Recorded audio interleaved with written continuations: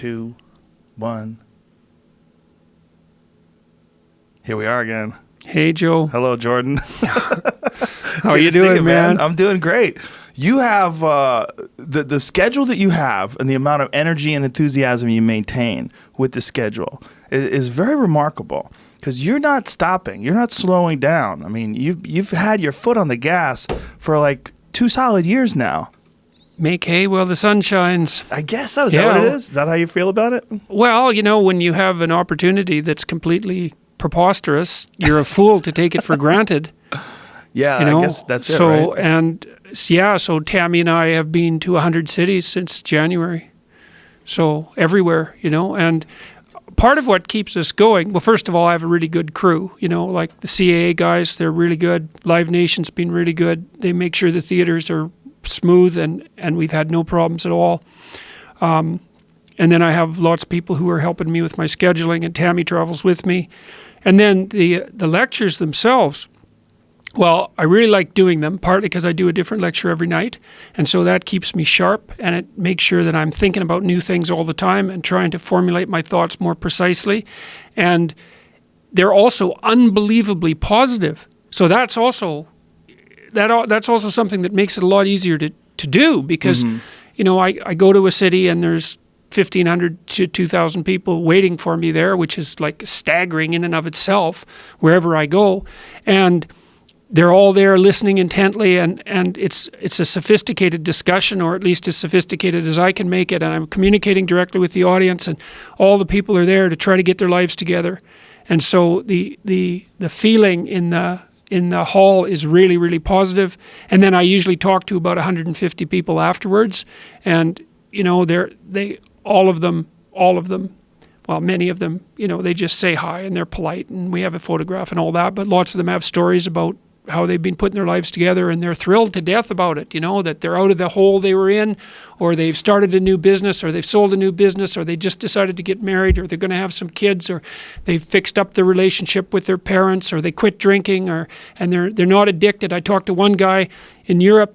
He'd stopped. He was addicted. I don't remember what to, but it was something that wasn't good. He'd stopped for 9 months and got 9 of his friends to quit too. So he comes up, he's just like bouncing, he's so damn happy that his life is better, and not only that he had this additional positive effect on other people. So, and it's so fun because I have these conversations with people. They're brief, but they're very personal and they're very intense, because you think people have to trust you to tell you that their lives weren't going so well. And then they have to trust you even more to tell you that they're going better now, because, of course, what you want when you tell someone that things are going better is you want real encouragement and real sense from the person you're talking to that they're happy for you. And I'm absolutely thrilled to hear these things. Like, I was in Whole Foods this morning. I went down near where I'm staying, and 2 of the guys that work behind the meat counter came out to talk to me, and independently, and they'd both been reading my books and watching my lectures, and one of them said he had a 7-year-old son. He really wanted to do right by him. He was looking for ethical and moral guidance, and he found the books really helpful, and then it was helping him put his life together. And so guy at the car rental place last night told me the same thing, and so it's so exciting. It's so ridiculously exciting to go everywhere around the world and to go into airports or to walk down the street and have people come up and say, I've been watching you on YouTube. They often mention you. I've been listening to what you say. I've been developing a vision for my life. It's really helped me out a lot. Thanks a lot. And Jesus, like, to be able to have that happen, time after time, day after day, all over the place, that's just absolutely, it makes going to 100 cities like continually energizing, because it's so positive. And then there's all this weird crap in the press, about my dangerous followers and all this alt-right nonsense. And it's so ridiculous, I've talked to 250,000 people in 7 months. We haven't had one incident that was negative in that entire time. Not one, nothing. No misbehavior on anyone's part. We had one heckler who was obviously not a fan of mine, given that he was a heckler. That was it. Other than that, the audiences behave perfectly. They all dress up. They come in suits, which is really cool. A lot of the young guys, they dress up. So they have a little suit competition with me, which is quite fun. So that's an additional bonus. And yeah, It's pretty damn good, Joe.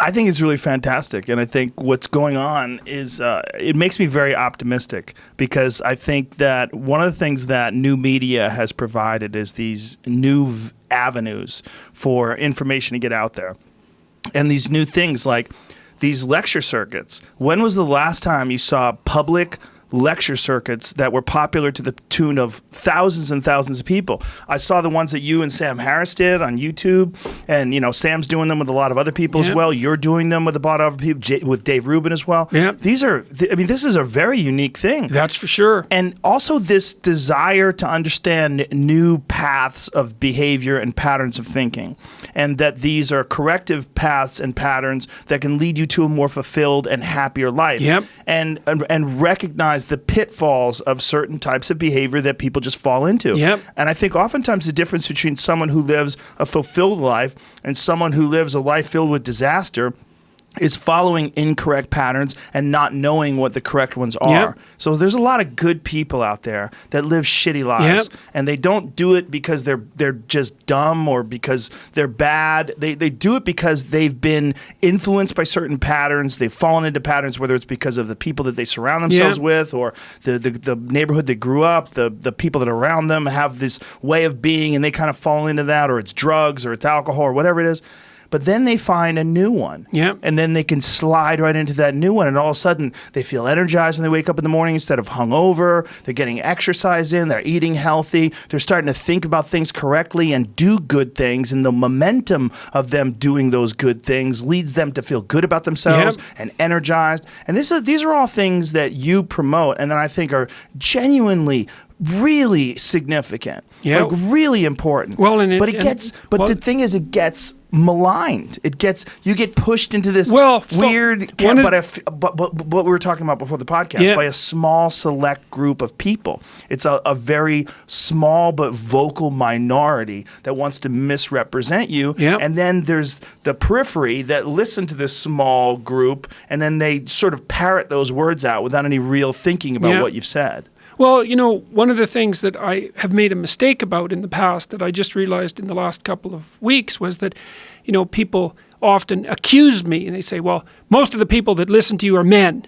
And I think, when you're accused like that, your automatic response is, well, you wouldn't be accused if you weren't doing something wrong.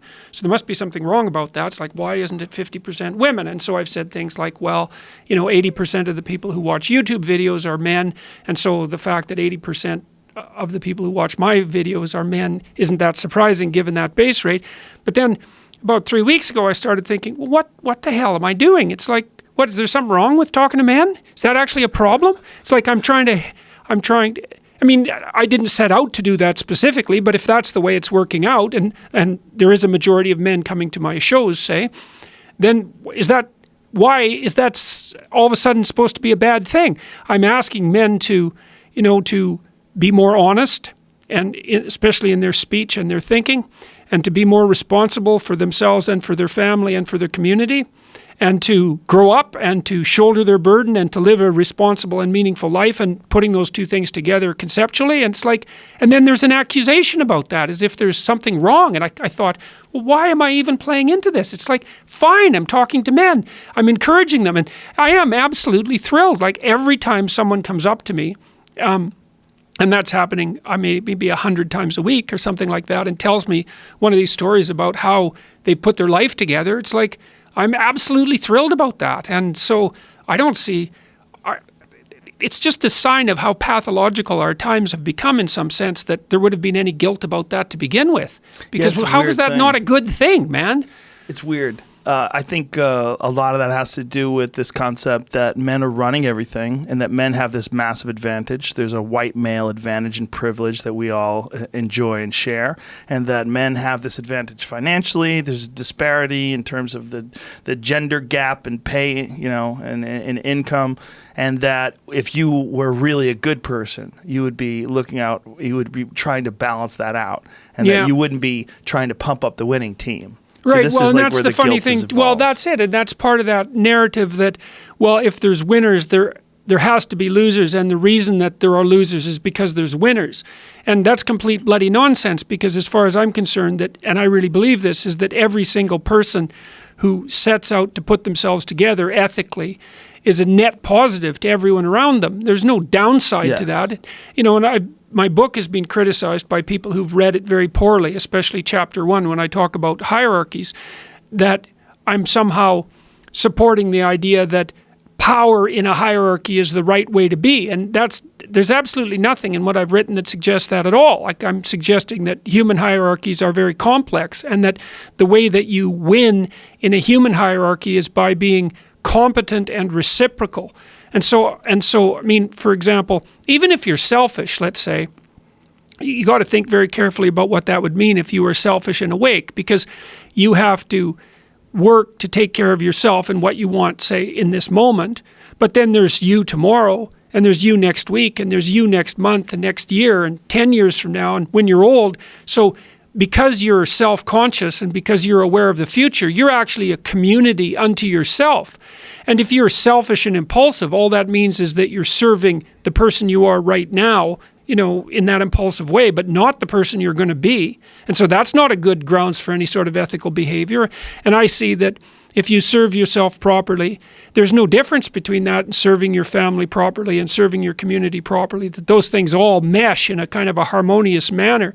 And one of the things that's really been effective in the lecture tour is a discussion about that idea and its relationship between that and meaning and responsibility, because one of the things that strikes the audience as silent constantly, because I'm always listening to them to see, when the attention is maximally focused, is whenever I point out to people that the antidote to the meaninglessness of their life and the suffering and the malevolence that they might be displaying because they're resentful and bitter about how things have turned out, the antidote to that is to take on more responsibility for themselves and for other people, and that's aspirational, which is kind of cool. The conservative types, the duty types, and I'm not complaining about them, they're always basically saying, well, this is how you should act, because in some sense that's your duty, right? That's how a good citizen would act. And that's a reasonable argument. But the case that I've been making is more that, well, there is value distinctions between things.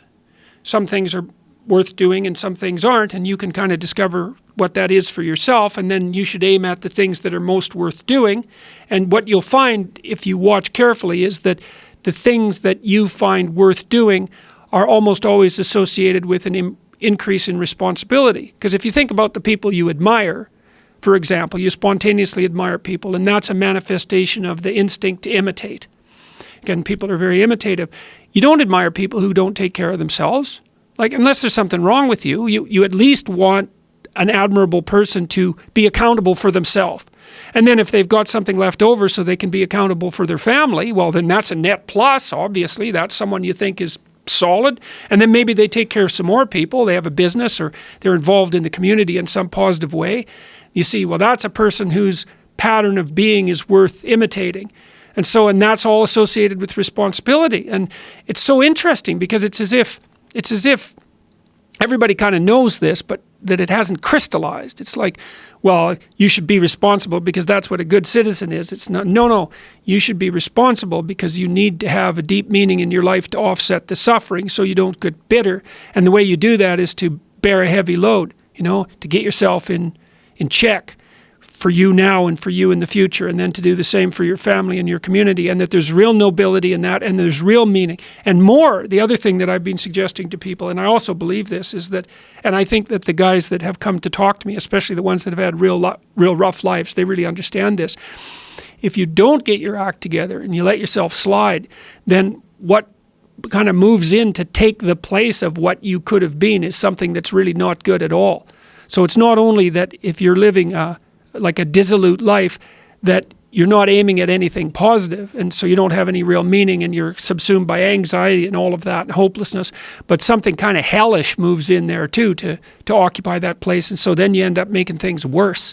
And when, one of the things I learned about studying totalitarian systems, whether they were on the right or the left, was that part of the reason that the totalitarian horrors of the 20th century manifested themselves was because average people didn't take on the proper responsibility. They shut their eyes when their eyes should have been open, even though they knew it. And they did and said things they knew they shouldn't have done and said. And that was what supported those horrible systems. So You know, if you don't get your act together, then you leave a little space for hell. And I really believe that. Don't you think when things are happening, like something like Nazi Germany, I would imagine that during that time, the people that were not in support of it felt helpless. Whether you're in Germany, you're a part of this country is turning towards this horrible situation where Jewish people are being put on trains, and the people that didn't speak out in that, I don't necessarily know if it's a lack of discipline or just complete fear and paralysis it's a fear for sure. I mean, knowledge of how to deal with it or what to do, and too, wanting to protect your family as well, so not wanting to step out of line. Absolutely. That's the thing. The problem is that if you're going to forestall that sort of thing, you have to do it early. Because the longer you wait, the higher the price you pay for it. But isn't it? It's hard to take that jump early because you're not exactly sure where it's going. That's true, and you're also likely to be jumped on. Yes. I mean, you can see that happening in our own culture. You make a mistake on Twitter, or even something that isn't a mistake, and you can pay what feels to be a pretty high price. Right. Now, whether it is a high price or not is hard to tell because Twitter is so weirdly fictional. It's so hard to get a grasp on exactly what's going on. Well, it's also your comprehension of what is your emotional reaction to people that you don't know being mean to you. Like this is like what is that price? Well, and some people want to dismiss that as being just nothing. It's not that big a deal, but it is a big deal. It causes people to commit suicide. I mean, it has absolutely. Bullying online has caused many people to commit suicide. Well, the thing is, the weird thing about that online communication is that, like, I find that I tend to react to a negative Twitter comment as if it's someone sitting across from me talking to me that I know. Mm-hmm. Now, it's not, and I don't even know if the person is real because the accounts are often anonymous, right? So that person isn't really real.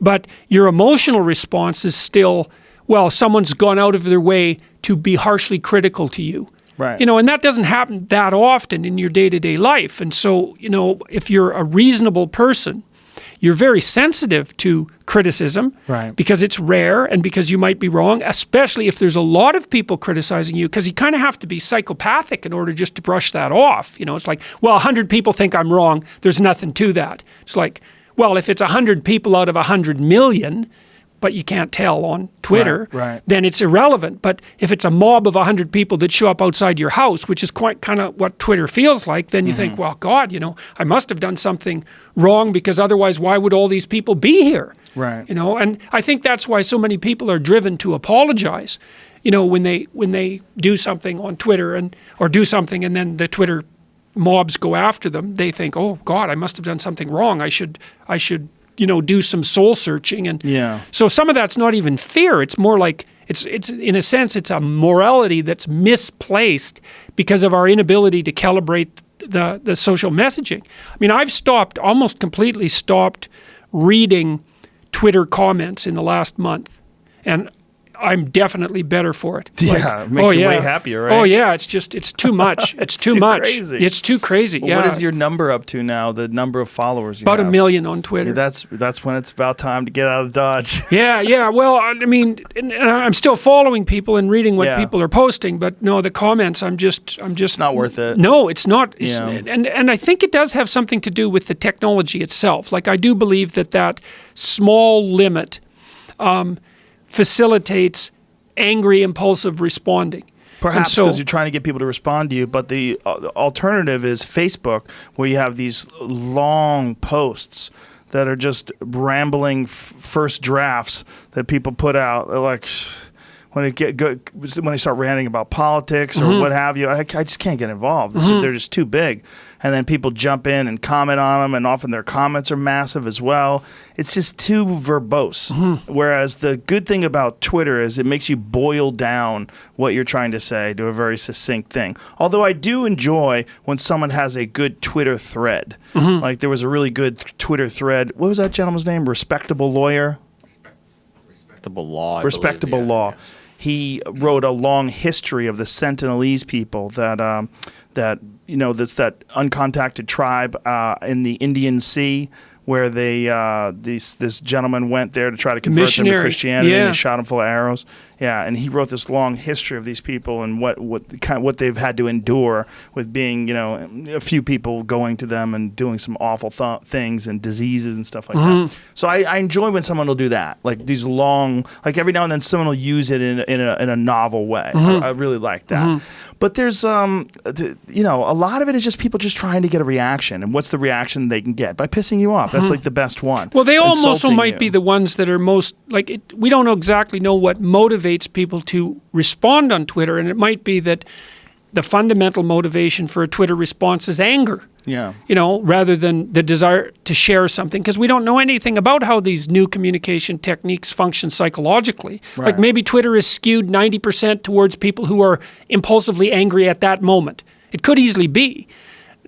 We don't know. Like, if you're driving in your car and someone cuts you off, you curse, or at least I do. And it's often a situational issue rather than a personality flaw on the part of the other driver, even though it's easy to assume that. But you respond impulsively. I mean, God only knows how much of our social media networks are set up to differentially reward impulsive behavior. And it's also not that easy to hold people accountable in some sense. And maybe there's some utility to that. But with anonymous accounts and all of that, the anonymity is also problematic because it certainly enables people to allow their worst to manifest themselves, especially if they're resentful and angry. So the only benefit that I can see to anonymity is it gives you the opportunity to explore controversial ideas without blowback. True. If it's used correctly. Well, that's it. I think that's true. I think there's some utility. I mean, I don't think that it should be forbidden, but well, like most things, it has its advantages and its disadvantages. Yeah, like most things. It's not entirely negative to be anonymous. Hey, so I figured something out that I thought I'd tell you about. This took me like 30 years to figure out, and I figured it out on this tour. So there's this old idea, that you have to rescue your father from the belly of the whale, right? From some monster that's deep in the abyss. You see that in Pinocchio, for example, but it's a very common idea. And I figured out why that is, I think. So imagine that we already know from a clinical perspective that, if you set out a path towards a goal, which you want to do because you need a goal and you need a path, because that provides you with positive emotion, right? So you set up something as valuable, so that implies a hierarchy. You set up something as valuable. You decide that you're going to do that instead of other things, so that's kind of a sacrifice because you're sacrificing everything else to pursue that. And then you experience a fair bit of positive emotion and meaning as you watch yourself move towards the goal. And so the implication of that is that the better the goal, the more full and rich your experience is going to be when you pursue it. So that's one of the reasons that's one of the reasons for developing a vision and for fleshing yourself out philosophically, because you want to aim at the highest goal that you can manage. Okay, so you do that, and then what you'll find is that as you move towards the goal, there are certain things that you have to accomplish that frighten you. Maybe you have to learn to be a better speaker, a better writer, a better thinker, or you have to be better to people around you, or you have to learn some new skills and you're afraid of that, whatever, because it's going to stretch you if you pursue a goal, and so that'll put you up against challenges. Okay, so all the clinical data indicates, well, the opposite of safe spaces, as Jonathan Haidt has been pointing out, that what you want to do when you identify something that someone is avoiding that they need to do because they're afraid, you have them voluntarily confront it. And so you break it down. What you try to do if you're a behavior therapist is you break down the thing they're avoiding into smaller and smaller pieces until you find a piece that's small enough so they'll do it. And it doesn't really matter as long as they start it. Then they can put the next piece on and the next piece. And what happens is they don't get less afraid exactly. They get braver. They get.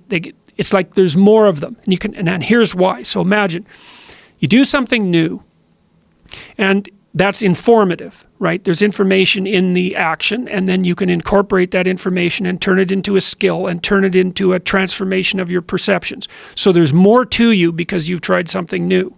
So that's one thing. But the second thing is, and there's good biological evidence for this now, that if you put yourself in a new situation, then new genes code for new proteins and build new neural structures and new nervous system structures. Same thing happens to some degree when you work out, right? Because your muscles are responding to the load, but your nervous system does that too. So you imagine that there's a lot of potential you locked in your genetic code. And then if you put yourself in a new situation, then then the stress, that's the situational stress that's produced by that particular situation, unlocks those genes and then builds new parts of you. And so that's very cool, because who knows how much there is locked inside of you. Okay, so now here's the idea. So let's assume that that scales as you take on heavier and heavier loads.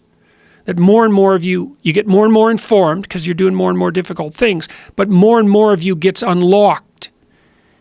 And so then what that would imply is that if you got to the point where you could look at the darkest things, so that would be the abyss, right? That would be the deepest abyss. If you could look at the harshest things, like the most brutal parts of the suffering of the world and the malevolence of people and society, if you could look at that straight and directly, that would turn you on maximally.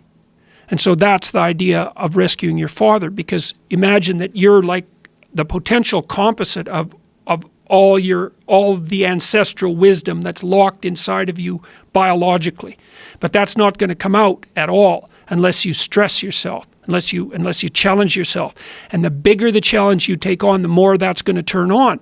And so that as you take on a broader and broader range of challenges and you push yourself harder, then more and more of what you could be turns on, and that's equivalent to transforming yourself into the ancestral father. Because you're like what would you call it? You're the consequence of all these living beings that have come before you. And that's all part of your biological potentiality. And then if you can push yourself, then all of that clicks on, and that turns you into who you could be. That's the re-representation of that positive ancestral father. So that's why you rescue your father from the belly of the beast. So you think that this ultimate goal of sacrifice and of risking your life in order to save someone who's truly important to you, that this somehow or another maximizes your potential as a human being? Well, I think you can think about it religiously too. So you think about it this way. So in the Christian story, for example, you have Christ does two things that are messianic. One is takes the suffering of the world onto himself. Okay, so that's a weird idea. Okay, so what does that mean? Let's think about it psychologically. Well, maybe it means that, that's your job. Is the world's full of suffering, and you should accept that as your responsibility, past, present, and future.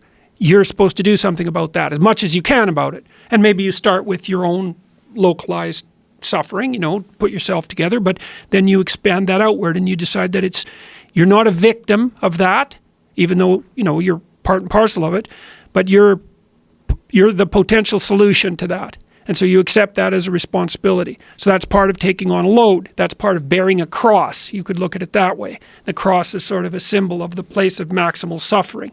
Okay, so you accept that as a challenge, not as something that you're victimized by. Maybe you accept that as the price of being. Okay, so that's one responsibility. You're responsible for addressing the suffering in the world. So that could give you some meaning, seems to me. And then the next thing is, there's a story, of course, that Christ met the devil in the desert. And so that's the encounter with malevolence. So that would be the other thing, because the two major problems that people face, obviously, are suffering, tragedy, and malevolence. And so that's the other thing that you're responsible for, is that you're supposed to look at the capacity for human evil as clearly as you possibly can, which is a very terrifying thing. That causes post-traumatic stress disorder in people that aren't accustomed to it. And in the mythology that's associated with the encounter with evil, it's almost always the case that the entity that does the encountering, even if it does it voluntarily, is hurt by it. So the Egyptian god Horus, for example, who's the eye and the falcon, the thing that can see and pay attention, when he encounters his evil uncle, Seth, who's the precursor of Satan, he loses an eye. Because it's no joke to encounter malevolence. It can really shake you.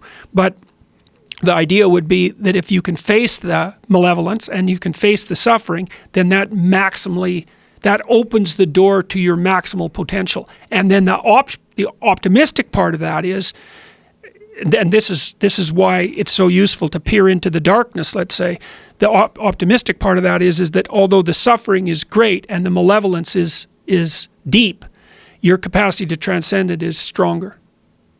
So what you get out of the most negative viewpoint is the most positive possible consequence. Because one of the things you'd like to know, if you wanted to know something deep about yourself, is that you could face the worst that there was and prevail. And I believe I believe that people are capable of that.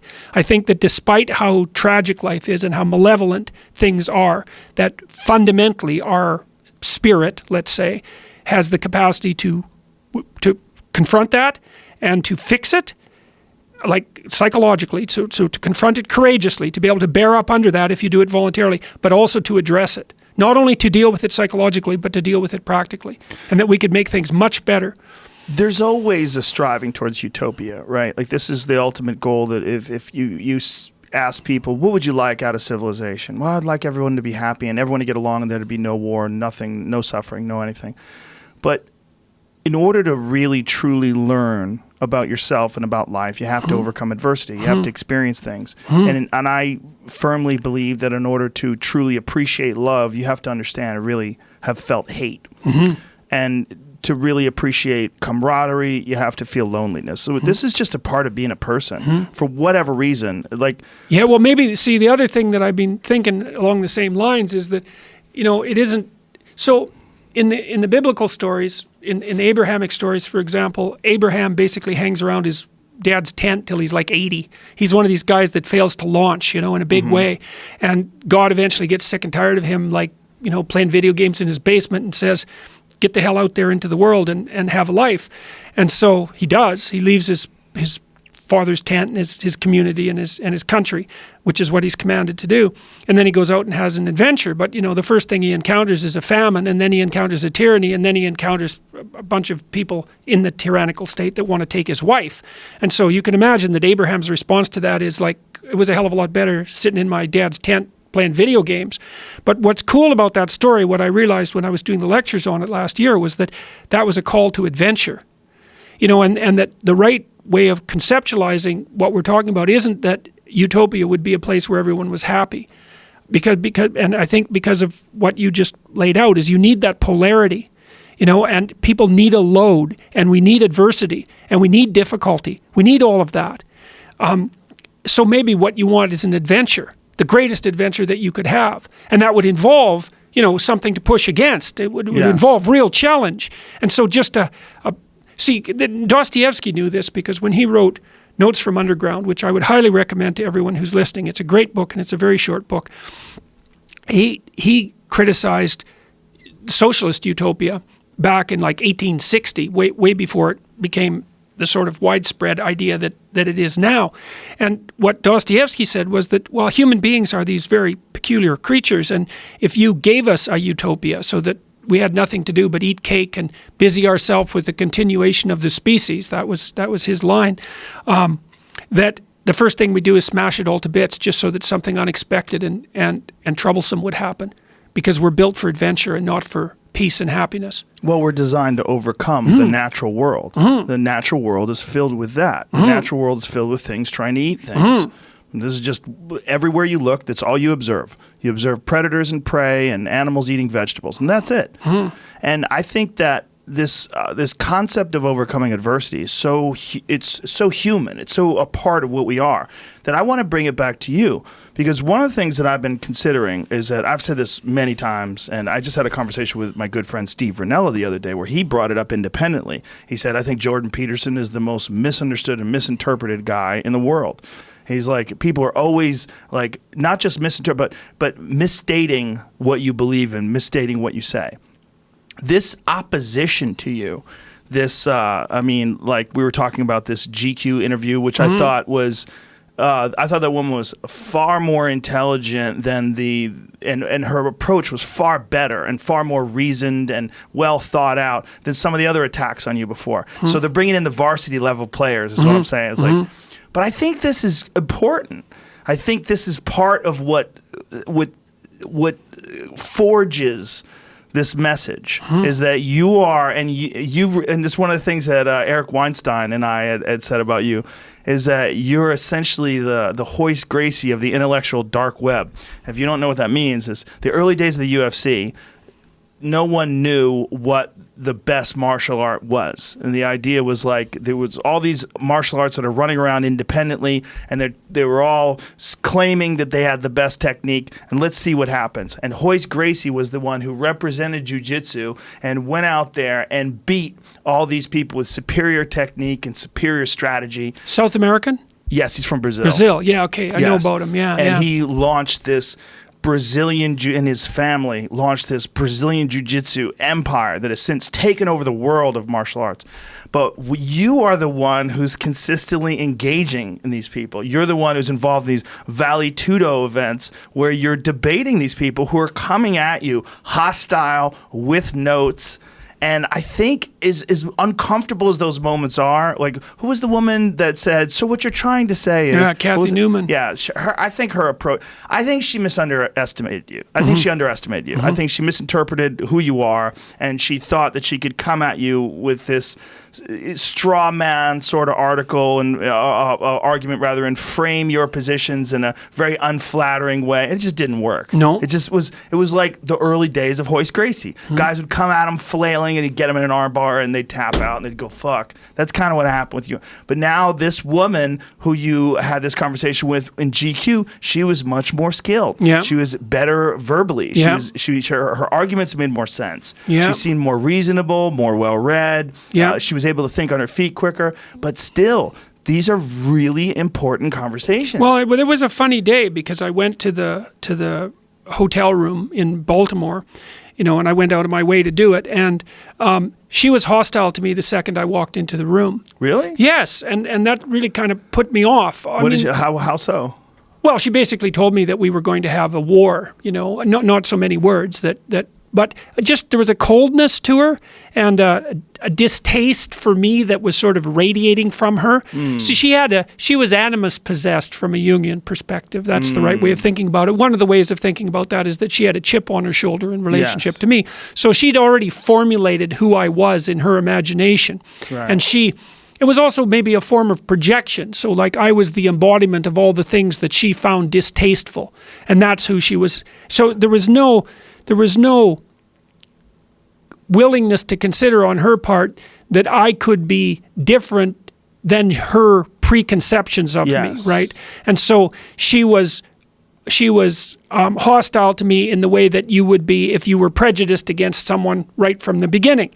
And so by the time it was uncomfortable in the room, and by the time and there was a photo shoot, and so by the time the conversation started, I was more impatient than I would normally be, because one of the things that I do expect from journalists, and Kathy Newman was like this, by the way, and so have some of the other people that have gone after me, at least they had the professionalism to be civil before the interview started. Right. Because there's a certain amount of politeness, I would say, that not that I'm owed, but that someone you're interviewing is owed if they come out of their way to go talk to you. It's just human decency. Yes. There's no real conflict, right? Until you have this conflict, it's just hello, nice to meet you. Yeah, thank you for coming. Two human beings interacting with each other. Yes, Yeah. on relatively Socially, professional. yes. Well, even just professional, right? Right. Even just professional grounds. It's Yes. like, well, we're both here to do a job, and I've agreed to come, but no, there was palpable enmity in the air right to begin with, and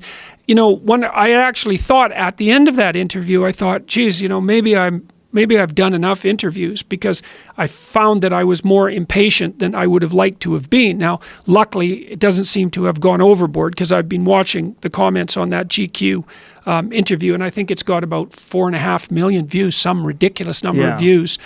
And people have said that I was more impatient and a little harsher than usual, which I think is true. And I thought, God, maybe I'm starting to run out of patience, which isn't good, right? Right. I don't want to run out of patience. Because then it will flavor the message that you're putting out there. Definitely. And people will take it in the wrong way, and they'll take it in with that bitterness. Yes, exactly. Well, Yeah. and one of the things that I think is very important is that you don't become resentful. When I'm on this tour, for example, like, there's no resentment for me, because you might think, well, this is a lot of work, and I've been running around like mad, and it takes a lot of organization and it's quite demanding and all of that, and that's all true, and that none of that is a complaint.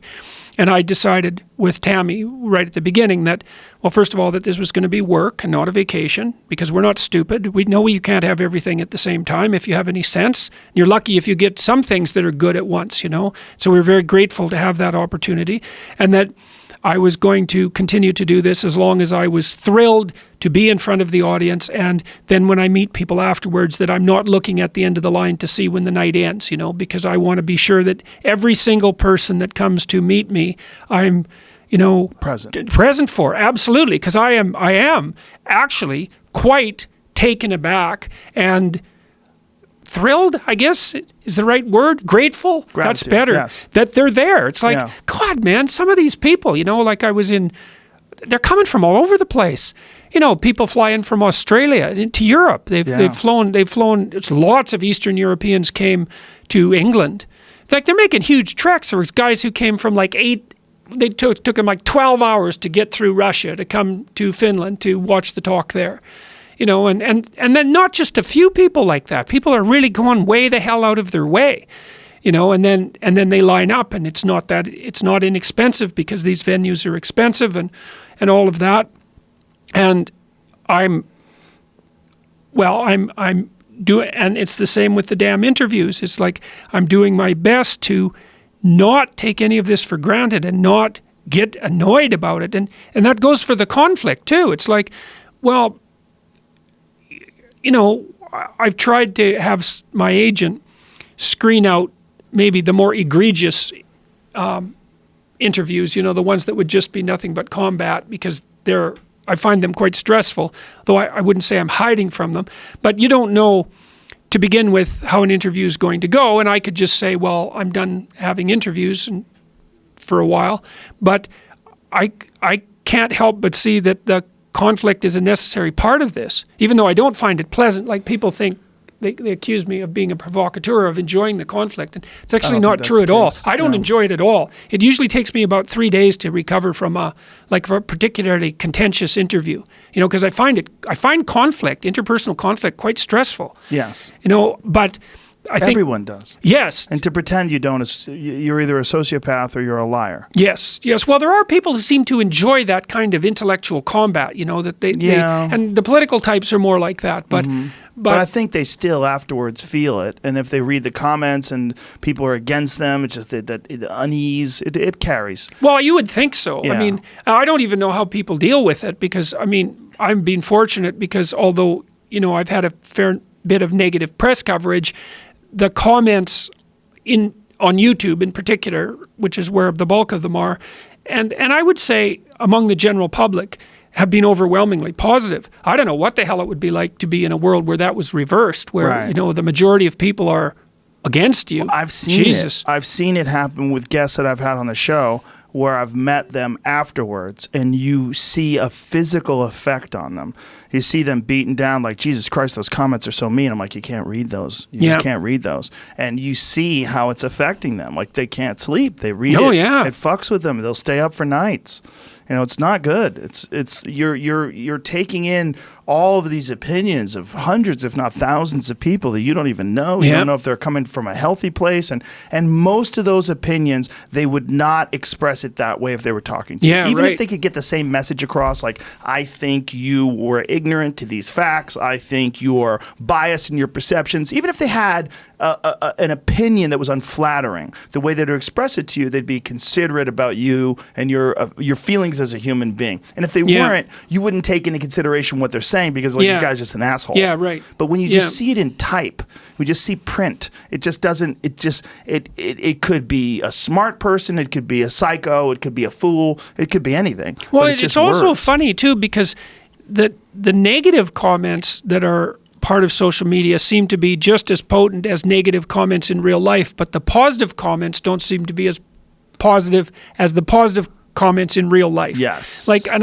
they don't seem as real. And I guess that's partly because we're wired to be more sensitive to threat and to negative emotion because we can be hurt. Well, it's also healthy too to not stroke your ego too much. If you're just like concentrating only on the like there's something distasteful if you go to someone's page and they just retweet all the positive things that people say to them, because then it has this sort of reinforcing side. Like people know that if I say something really positive to Jordan, he's going to retweet me. Like there are some people that they engage in this sort of commerce. Like you say something positive, they retweet you, and it's a little too strokey, right? People get really into that, stroking their own back. Yeah. Well, I guess the danger of that is that possibility of that ego inflation that you really want to avoid, because that's a bad idea. Oh, that's a very bad idea. Well, you've done a wonderful job of avoiding those waters, because this is for a guy who's in his 50s who becomes famous out of nowhere and doesn't just become famous, but becomes this culturally significant sort of lightning rod. I mean, that's how I view you, and a lot of these talks that you're doing, a lot of these debates like you're having with this woman at GQ, or some of your interviews. What you're doing is you're expressing yourself in a brave but very controversial way, and a lot of people are paying attention to this. But then you're backing it up with your research, you're backing it up with real science, you're backing up with a tremendous amount of history of the human race and of religion and of the scientific studies that have been done that show correlations between different types of behaviors in human beings. And all this is rich. It's very rewarding if you could take it all in. But when it goes against what people have, their preconceived notions or their own set of beliefs that they're bringing to your conversations and to your debates, then it creates this hostile battle where what you're saying is very contrary to the way they've been living their life, or these preset patterns of behavior. Really saw that in Scandinavia. Yeah, well, I was there. I went to Stockholm twice, and Oslo twice, and Helsinki twice, and Copenhagen once in the last month. And I spent there was a lot of interviews and a lot of discussion about the so-called gender paradox. And that's a very interesting thing, because it's really put their tails in a knot in Scandinavia. And that makes sense, because the Scandinavians are going to have to deal with this first, because they've gone the farthest down the road for like making their society gender equal. But explain that to people if they don't mind. I will. Okay, so imagine, first of all, that there's two kinds of equality that you might pursue. One would be equality of opportunity. And so that would mean that there's wide range of talent across people, regardless of their type, whatever that might be: sex, gender, race, ethnicity. There's talent distributed everywhere. And it's a kind of a truism, and I would say a truism of the West in the deepest sense, that each of the individuals within those groups should be put in a position where their talents they're encouraged to manifest those talents, partly because that would be good for them spiritually and psychologically, but also because that would be of obvious benefit to the community, right? I mean, talent's rare, which people don't understand. There's lots of different kinds of talent, but in each domain it's rare.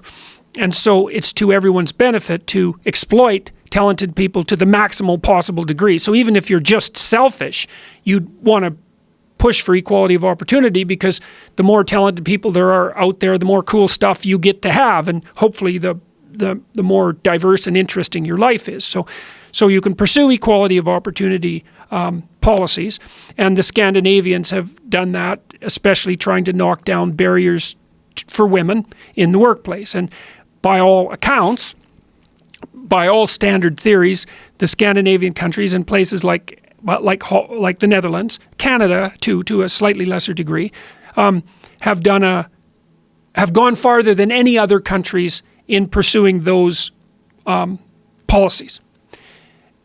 Okay, and part of the consequence of that is that some of the differences between men and women have been minimized. So obviously there's far more women in the workplace than there were 40 years ago. And in many occupations, there's actually dominance by women. There's dominance in the universities. There's dominance in the healthcare fields. And so women have poured into the workplace. And hypothetically, there's problems with that, because it's put a lot of stress on family structure. But hypothetically, that's for the best. And because it gives people a broader range of choices and it gives everyone access to more talent. So, and then also if you look around the world, you see that one of the best predictors of the probability of economic development in developing countries is the attitude in those countries towards equal rights for women. And it looks causal. The more positively the country is predisposed to female rights, the more likely they are to develop economically. And maybe that's because that indicates that they're open to new ideas or something like that, or open to transformation. So, okay, so that's one kind of equality. Open up the playing field so that everybody has a chance to compete and cooperate and land where they will. But then the other kind of equality is equality of outcome. So, and that's often described as equity in today's language. And so the ultimate equity utopia would be take every job, every conceivable kind of job, and then stratify that by every conceivable level of authority within every job. And then ensure that every single category of person is represented in precise proportion to their prevalence in the population. So every job should be 50% women and 50% men, and say 13% non-Western ethnic minority, and whatever that happens to be, and then you could break that down. And so, and otherwise there's evidence of systemic prejudice. Okay, now, first thing to say about that is that's impossible. And the reason it's impossible is because there's no limit to the number of ways that you can categorize people into groups. So, you know about sex and ethnicity and race, maybe those are the obvious ones, but now you have gender, and then you have ethnicity, and, and then there's attractiveness and intelligence and temperament and height and age and socioeconomic background. And I mean, let's say there's 20, but there's a lot more than that.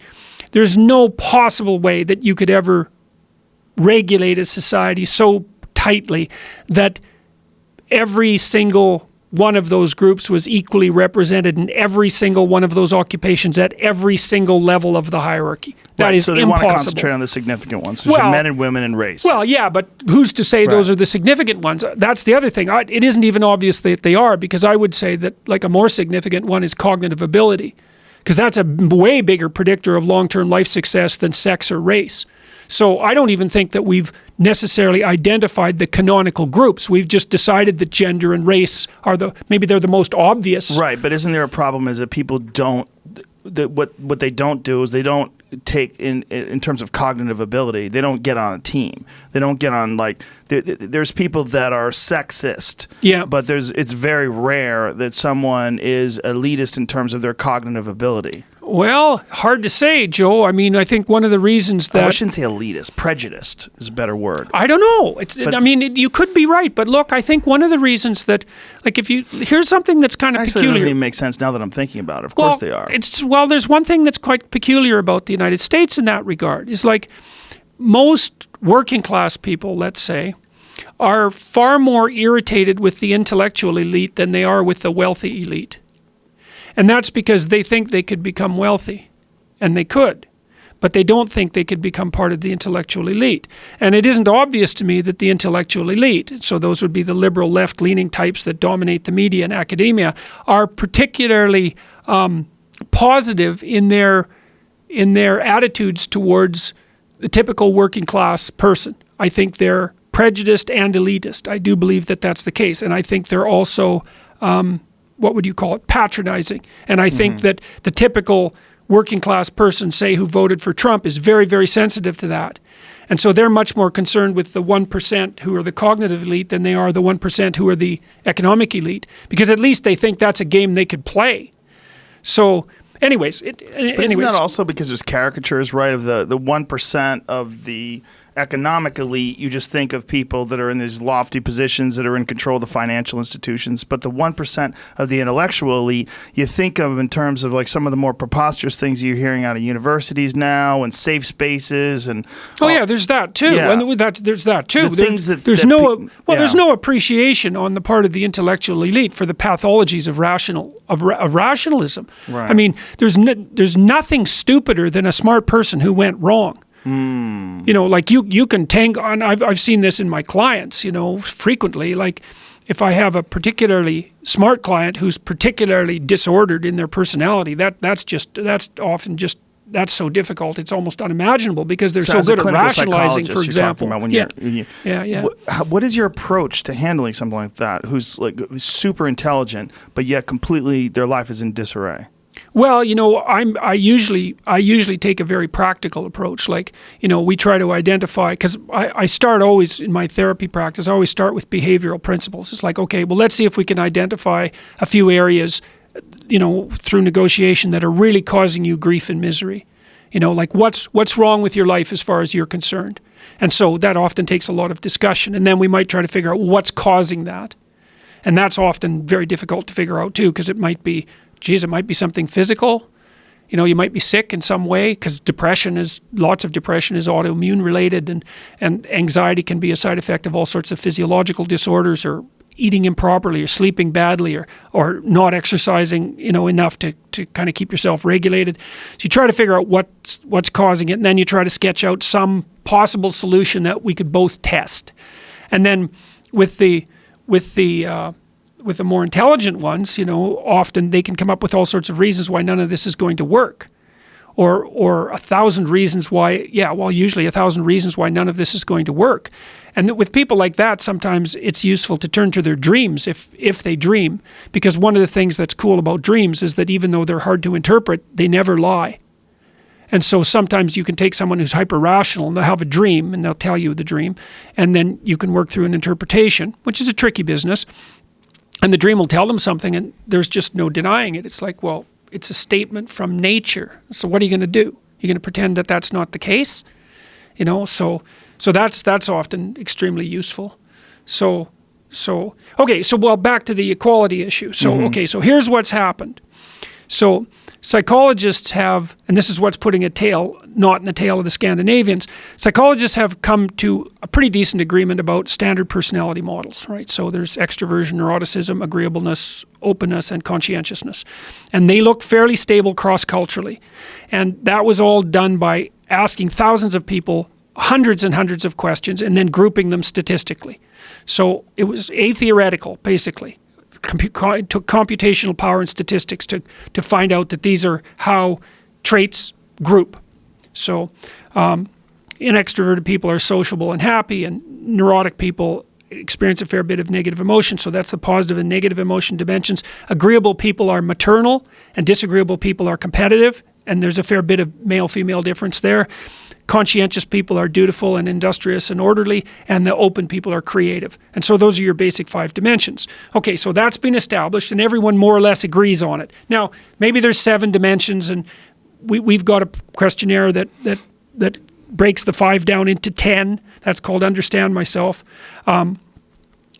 But basically, there's good consensus on the 5. Okay, so now, as soon as you have the 5 basic traits, you can ask some questions like, well, do men and women differ?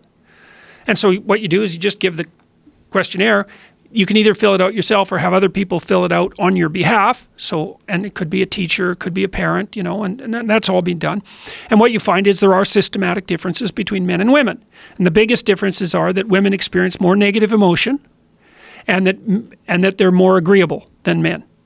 So, and that's borne out by the psychiatric evidence, because higher levels of negative emotion are manifested in depression and anxiety, and women are diagnosed with higher levels of depression and anxiety all around the world. And with agreeableness, that's also borne out by the clinical literature in some sense, the medical literature, socio-medical literature, because disagreeable people are more likely to be incarcerated, because it's the best predictor of being incarcerated, even though it's not a very good predictor. And men are incarcerated at about a 10-to-1 rate compared to women, and are more likely to be antisocial and conduct disordered. So the personality differences are mirrored in the socio-medical literature. Okay, so there are differences, but then there's a question. Are those differences a consequence of socialization, or are they biological? And the answer to that is tricky, because how much something is social and how much it is biological actually depends on the social circumstances. So, here's an example. If you have a society where no one has enough to eat and people are starving, then there's a huge cultural effect on people's intelligence, let's say, that's mediated by economic factors, even though it's got a biological origin, right? The starvation. So the relationship between biology and culture is actually partly culturally dependent, so it makes it complicated. But in any case, here's how the scientists decided to address this. They thought, well, why don't we rank order countries by how egalitarian their social policies are, which you can do with a fair degree of reliability. You know, you put the countries where women are second-class citizens at the bottom, and you'd put the Scandinavian countries at the top. You can get good reliability across raters for how you'd rate those countries. And then look at the magnitude of the differences between men and women by the egalitarian social policies. And so then you'll find out, and here's the hypothesis. If the differences between men and women are primarily social, then as cultures become more egalitarian, men and women will become more alike. That's not what happened. The opposite happened. The more egalitarian the society, and it turns out the richer the society, because that's also been discovered now, the more different men and women become. And so the differences are not huge. So with agreeableness, for example, if you took the average man, if you took a typical man and a typical woman out of the population, just randomly, and you had to bet that the woman was more aggressive than the man, you'd be wrong 60% of the time. So there's quite a bit of overlap, right? Because you'd be right 40% of the time. But the problem is that a lot of selection takes place at the extremes. Maybe you're only concerned about disagreeable people when they become violent, and maybe it's only the 1 in 50 most disagreeable person who's violent, and they're all men. So you can have quite a bit of similarity at the average level and big differences at the extremes. And the extremes is where people do things like employment selection. So the biggest difference that's been discovered between men and women, and this is the one that gets biggest in the Scandinavian countries, is interest. Men are more interested in things, and women are more interested in people. And it's a big difference. It's 1 full standard deviation. And so what that means is that if you were a man, you would have to be more interested in people than 85% of men to be as interested in people as the 50th percentile woman. And you'd have to be more interested in things than 85% of women to be as interested in things as the typical man. And how do you define things? Objects? Gadgets. Okay. Gadgets. Oh, things. Okay. Non-animate things. Cars. Yeah. Tools. Yeah. You know, technology. Right. STEM fields. Because the other thing that's happened is that the more egalitarian the society, the fewer women go into the STEM fields. The fewer. That's interesting. Yeah. Okay. So now this unravels in a big way. It's like this is a hugely relevant issue politically, because it means that you cannot have equality of opportunity and equality of outcome at the same time. It's not possible, because as you make your society more egalitarian and you open up the opportunity for equality of outcome, you increase how different men and women are, and that changes their occupational choice. So if men are more interested in things, which they are by a substantial margin, then way more of them are going to be engineers. Wouldn't that possibly support this idea that an enforced model of equality would allow people to be themselves more? I mean, this is almost what you're saying. Well, that is the optimistic viewpoint. Like, look, it's so funny because the Swedish foreign minister told me to go climb back under the rock that I came out from under when I was in Scandinavia, because I was describing this science. I read that, but I'm not exactly sure why. Well, she regards me as misogynist because I think that because I've been putting forward the evidence that there are genuine differences between men and women. But she should be held accountable for that, because that's just a flippant thing to say. Like you should have, especially in a position of power like she's in, you should have a very specific argument. Saying for a leader to have such a base thing to say, such a crude, dumb thing to say, crawl back under the rock that you came from. Yeah, well, I thought she was making a joke about lobsters, but I don't think she was. The lobsters go under rocks? I guess they do. They're growing cracks. Yeah, and the bigger lobsters have better rocks. That was another very interesting thing in the GQ thing, where the woman was challenging you on your neurobiology, your neurochemistry, your understanding of Well, hardly lobsters. any psychologists understand that serotonin is associated with hierarchies. It's like a truism. It's been known for 30 years. So we can definitely get back to that. But I'm very curious about this because Yeah. this idea of enforced equality, right? Ensuring that there is such a high emphasis placed on equality, that you have the equal amount of men and the equal amount of women, and the opportunities are absolutely available as much to women as they are to Yeah. men. This is enforced. Yeah. That this creates an environment where there's less resistance. Now, in an environment where there's less resistance, perhaps women don't feel as compelled to say, "I'll show you." yeah, that is what seems to Right, happen. this is here's an example. So there are fewer women mathematicians in the higher echelons. Okay, but here's something interesting about mathematical ability. First of all, it's very rare, so that's the first thing to keep in mind. Now, it looks like, if you look in junior high, that mathematically gifted men and males and females are approximately as common. Now, there's a little bit of debate about that because there is some evidence that maybe at the very upper extremes there's a male advantage, just like there's a male disadvantage at the low end, because the male distribution for intelligence might be flatter. And so that's the greater male variability hypothesis. There's been papers putting that forward that have been retracted as a consequence of pressure from politically correct people, even though greater male variability is actually quite common in the animal kingdom for a variety of reasons. Men are more expendable, that males are more expendable in some ways, or you could say that males are more likely to pursue high-risk, high-return strategies. You can look at it either way, and it's certainly possible.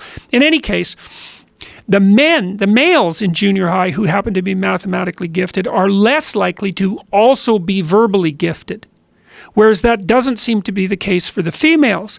And so if you're a male math nerd, then math is a pretty logical pathway for you because you don't have as many other options. Whereas if you're a female math nerd, you have other options because you're more likely to also be verbally gifted. And so that's enough to, at least in principle, account for some of the reason why there are fewer women mathematicians than men mathematicians. They have other options. They have other options. And there's lots of complex reasons like this. And so we have this reflexive idea, and this is very much the case because this is like the core idea among the feminist neo-Marxist types, is that if there's differences in outcome, that's proof of prejudice, and that's support for the idea of the patriarchal tyranny. And that's like the core axiom of the radical left, is the patriarchal tyranny, as far as I'm concerned. That's God for them, the patriarchal tyranny.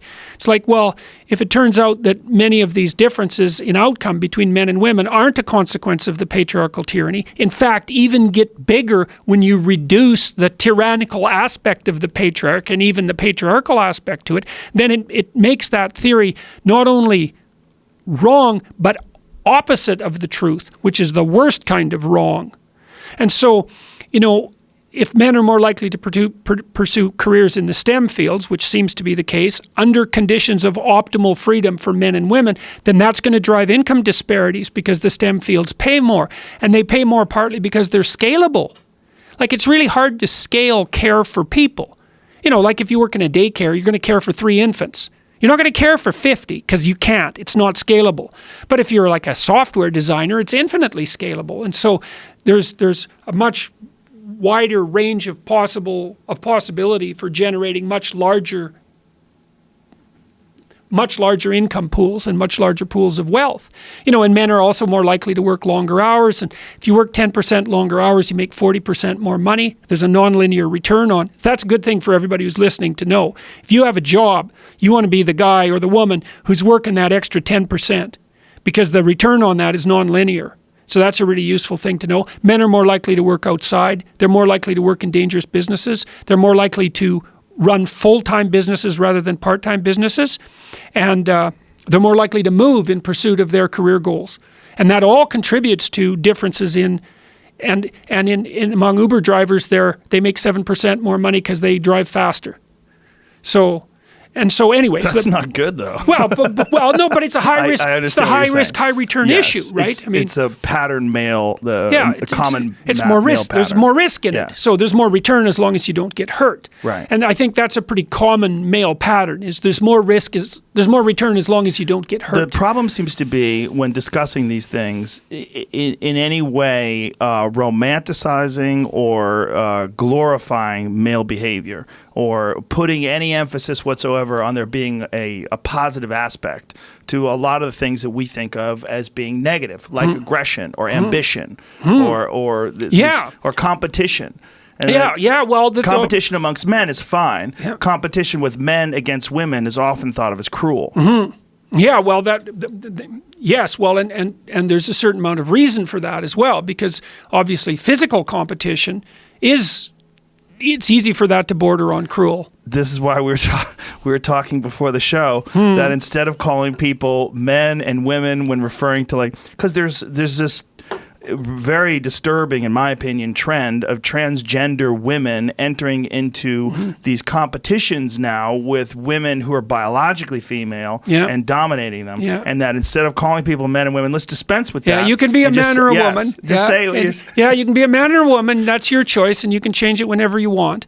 So you're a man or a woman, and that's your choice. But we're going to have a new rule, which is that if you have an XY chromosome, so you're an XY person or an XX person, then if you're an XY person, you don't get to engage in physical combat with an XY person. Yes. Men or with woman. An XX person. Doesn't matter. Yes. Yeah. How would that be? If you're XY, you can't engage in physical combat with XX. That's right. XYs cannot hit XXs. How's that? And maybe they can't run in running contests against them, and maybe they can't play tennis against them. Not within, and maybe that's just reasonable. Right? It is reasonable. Yes, it is certainly reasonable. It is reasonable, but if you talk about that, especially someone like you who you were against this bill that was going to enforce these pronouns and the compelling the use of these pronouns, that you're thought to be a transphobic person because you feel like there maybe should be some rational discussion about the physical limitations of certain body structures, because that's what it is. If you're talking about my field of business, you're talking about combat sports. Right. I've been involved in combat sports my whole life, and there is a difference. And it's not to say that females aren't competent. And I mean, I had Miriam Nakamoto on yesterday. She's a good friend of mine. She's an 8-time world Muay Thai champion. I mean, she's a monster. But she doesn't fight against men, and she shouldn't fight against men, although she probably could beat a bunch of them. Right. It's not. She shouldn't have to, and she's a tough woman can beat a variety of men. Oh, yes. But a really tough man can beat all women. Yes. Right. So that's the problem. That's the reality. Yes, and that is definitely the reality. You know, and people don't like to hear these things, and they want to pretend that you can even out the playing field with hormones. No, you can even it a little. There's certain things, like I've always said, if you gave Brock Lesnar a sex change and put him in a dress, he's going to run through every woman that's ever lived in the history of women. There's not a single woman that's going to be able to deal with that bone structure and that mind that guy has had with testosterone pumping through it for 39 years. It's just preposterous that we even have to have the discussion. It's so absolutely ridiculous. It's the one thing that I was attacked on more than anything in my entire life, is saying that I think it's ridiculous to have a trans woman compete against women in mixed martial arts. I was like, you want to have them do it in chess? You want to have them do it in something that's non-physical? Sure. You want them to be a woman? Yes, okay. You want them to be recognized as a woman? You sure. But as soon as you're compelling people, like here's one that's going up lately. If you don't want to date a trans woman, then you're some sort of a bigot. That if you're a man, even if you want a family. You know, you remember in Brave New World, in Huxley's book, it was considered immoral to reject anyone's sexual advances because it was prejudicial. Oh, yes. And the thing is, it is prejudicial. That's the thing. Now, so that makes the question even more interesting, because the question is, at what point do you have the right to your prejudices? Right. And one of the things that we seem to cling to, and I would say rightly, is that we're allowed to be prejudiced when it comes to who we interact with sexually, and who we choose as friends, and that's right. That's the right to association. And you say, but only up to a certain point. Well, that's. This is because this new logic is kind of leaking into even sexual preference now. Like if you have a problem with someone being overweight, then you're a sizist or something like Yeah. that. Like, what is that? Well, the thing is that you can't have preferences without having prejudices. Of course, yeah. Right, and so that's a big issue. So what does that mean? You don't get to have any preferences? How's that going Right. to work out? In terms of like what you like to eat or what kind of films you enjoy or what kind of books you read, you're allowed to have these preferences. But when it comes to what you're sexually attracted to, there's new emphasis now on trying to draw that line and say, like, but it's preposterous people that are pushing this, and almost everybody's pushing back. But I find it interesting when these things come up.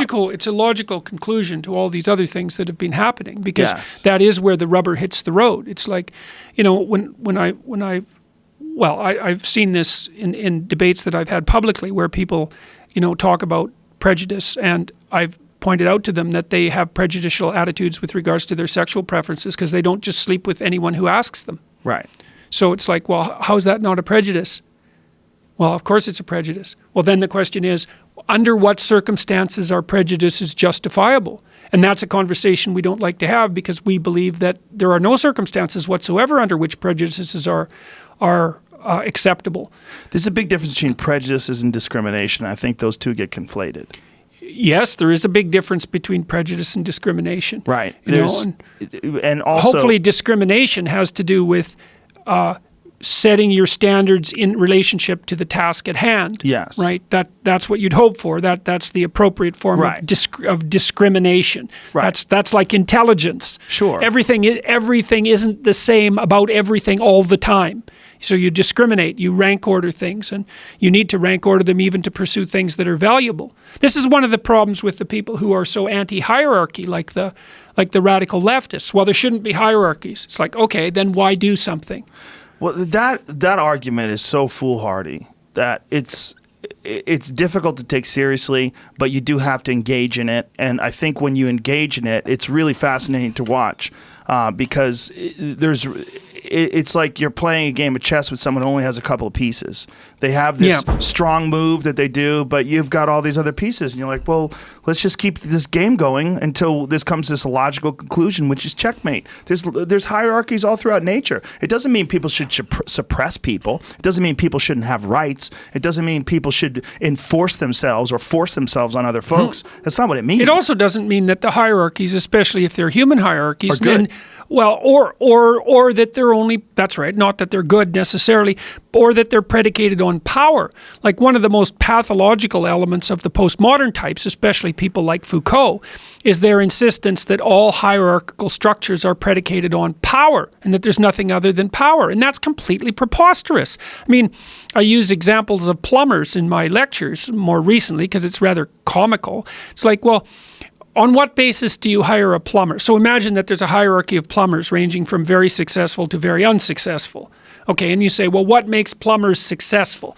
Well, the power theory would imply that there are roving bands of mafioso plumbers who like come pounding on your door at 3 a.m. and tell you that if you don't get their particular posse to fix your pipes leaking or not, that they're going to come and burn down your house.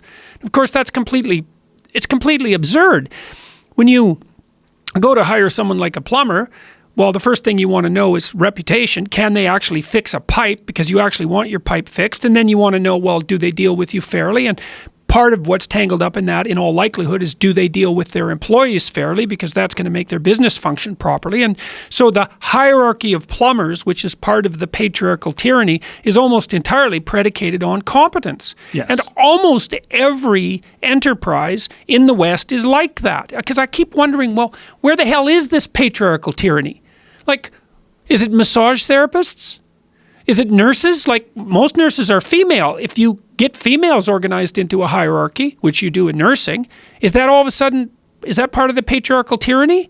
Or is it the fact that now all those people are women? Does that mean it's no longer, well, it's still a hierarchy? Is it no longer a tyranny? Is it no longer patriarchal? Like, is it patriarchal only because there's men in it, or is it patriarchal because it's a hierarchy? All of this stuff is so incoherent that it just, all you have to do is think about it, and that hasn't been done to any great degree, and it just dissolves in your hands. Yes, that's what I'm saying. Is that if you're entering into a job straight out of college, you leave university, and now you're entering into your first year in the workplace, it's just a natural fact of life that there's going to be people that are further ahead in this race than you. Yeah, because they're better at what they do. They're some of better them at it, they because have more experience, and they have some more it might be education. some of them are more crooked and sneaky Sure, too. that's possible as well. Well, because but it's the agreeing, everyone agreeing that this is a game. Yes. This is some sort of a competition. Yes. And you're going to have hierarchies in competitions. You're going to Yes. have people who win. You're going to have people who do better. Yes. No matter what Right. well, that's the fundamental issue. As soon as so we could look at it this way. As soon as let's assume people have problems. Everybody can agree on that. And then we could assume that people would like solutions to those problems. So we could agree on that. Then we could say, well, then if you implement a solution socially, so with other people, then you're going to cooperate and compete in relationship to the solution. And that's instantly going to produce a hierarchy. Because no matter what the problem is, some people are going to be better at solving it than others.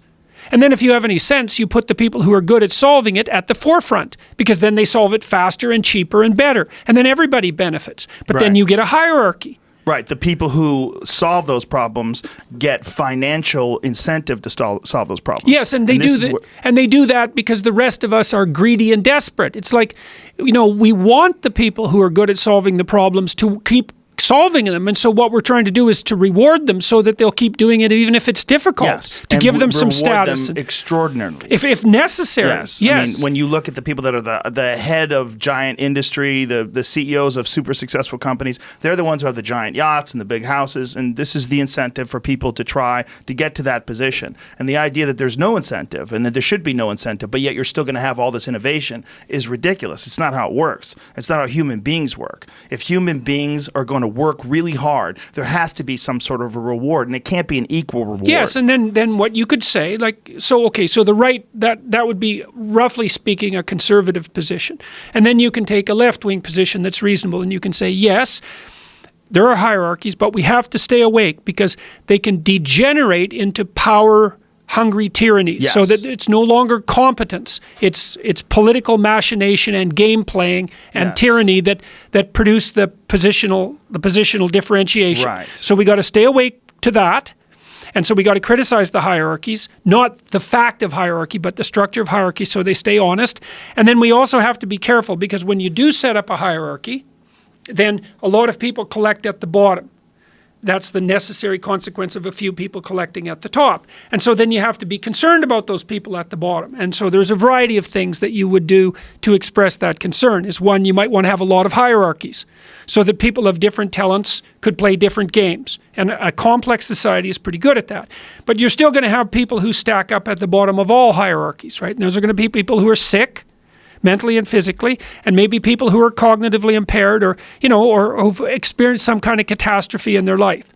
And then you want to set up your system so that those people don't suffer unduly, partly because that's bad and partly because that destabilizes your whole society. And so you could say, well, that's the left's place, is to speak on behalf of the unjustly dispossessed. And the right's position is to stabilize and maintain functional hierarchies. And encourage competition. And encourage competition that's of benefit to the whole. Yes. And to the individuals within the competition. And then the political dialogue is a continual discussion between the left and the right, saying, well, Right. this hierarchy's getting a little too steep and a little too rigid, and that's, for me, that's also the fundamental reason for the necessity of free speech. It's because that's the only way to discuss this. it's the only way of working it out. Yeah. And it is the case. You're going to produce hierarchies. If you're going to pursue things of value socially, you're going to produce hierarchies. And they're necessary. And there's also, I have a giant issue with the concept that these things are mutually exclusive, that you can't have competition and also have a good social environment. I think that's ridiculous. A preposterous idea. I mean, one of the things I really like about the psychologist Jean Piaget, who I would say the world's foremost expert on games, is that he did a very careful analysis of, say, competitive games. Okay, so let's take hockey or soccer, doesn't matter, same example. Okay, you say, well, because people now, they have kids play these games and don't keep score, which of course the kids keep score because they're not stupid like the adults, but well, we can't have it be competitive. Okay, so let's take it apart. It's like, well, is hockey a competitive game or a cooperative game? Okay, well, so first of all, everyone's trying to do the same thing. So that's cooperative. It's not like half the people are playing chess and another, a third of them brought a basketball and two of them are boxing in well, sometimes they do in hockey, boxing in a corner, but everyone's trying to do the same thing. So that's cooperative. Okay, everyone plays their position. That's cooperative. They all follow the same rules. That's cooperative, right? So there's competition, but it's nested inside a fundamental structure of cooperation. And the cooperation is the basis of the game itself. Let's all arbitrarily agree that it's important to put this black disc in the net, which is to get your aim right. And then let's cooperate within our teams to do that, because we're going to pass, and we're going to pass to each other, and we're also going to work so that each of us is a good player, but so that we all work for the betterment of our team, because we want to win games across multiple games. So that's also cooperative. And then you want to interact with your enemies, let's say the other team, in a way that's indicative of good sportsmanship, so that the entire league can flourish. And to think of that as competitive is absolutely, it's so there's no other way of describing it than stupid. That's what it is. It's an ignorant unidimensional analysis. It's put forward by someone who's reflexively opposed to anything that smacks of competition, and who isn't thinking it through at all. They're denying the benefits of competition, and the fact that they reap those very benefits of competition by enjoying the products that are created by these corporations. Yes. Well, it's very hypocritical. And well, that's for sure. That's called a performative contradiction. It's like, well, I like to complain about left-wing issues on my iPhone. Right. Exactly. You know, it's like, well, yeah, fair enough, but you should have a little gratitude for the fact that you've got your iPhone to complain about. And those organizations, those corporations, are unbelievably competitive. And they fall apart almost instantly when that competition stops being an issue, because then there's no constraint on the behavior of the system. So, yes.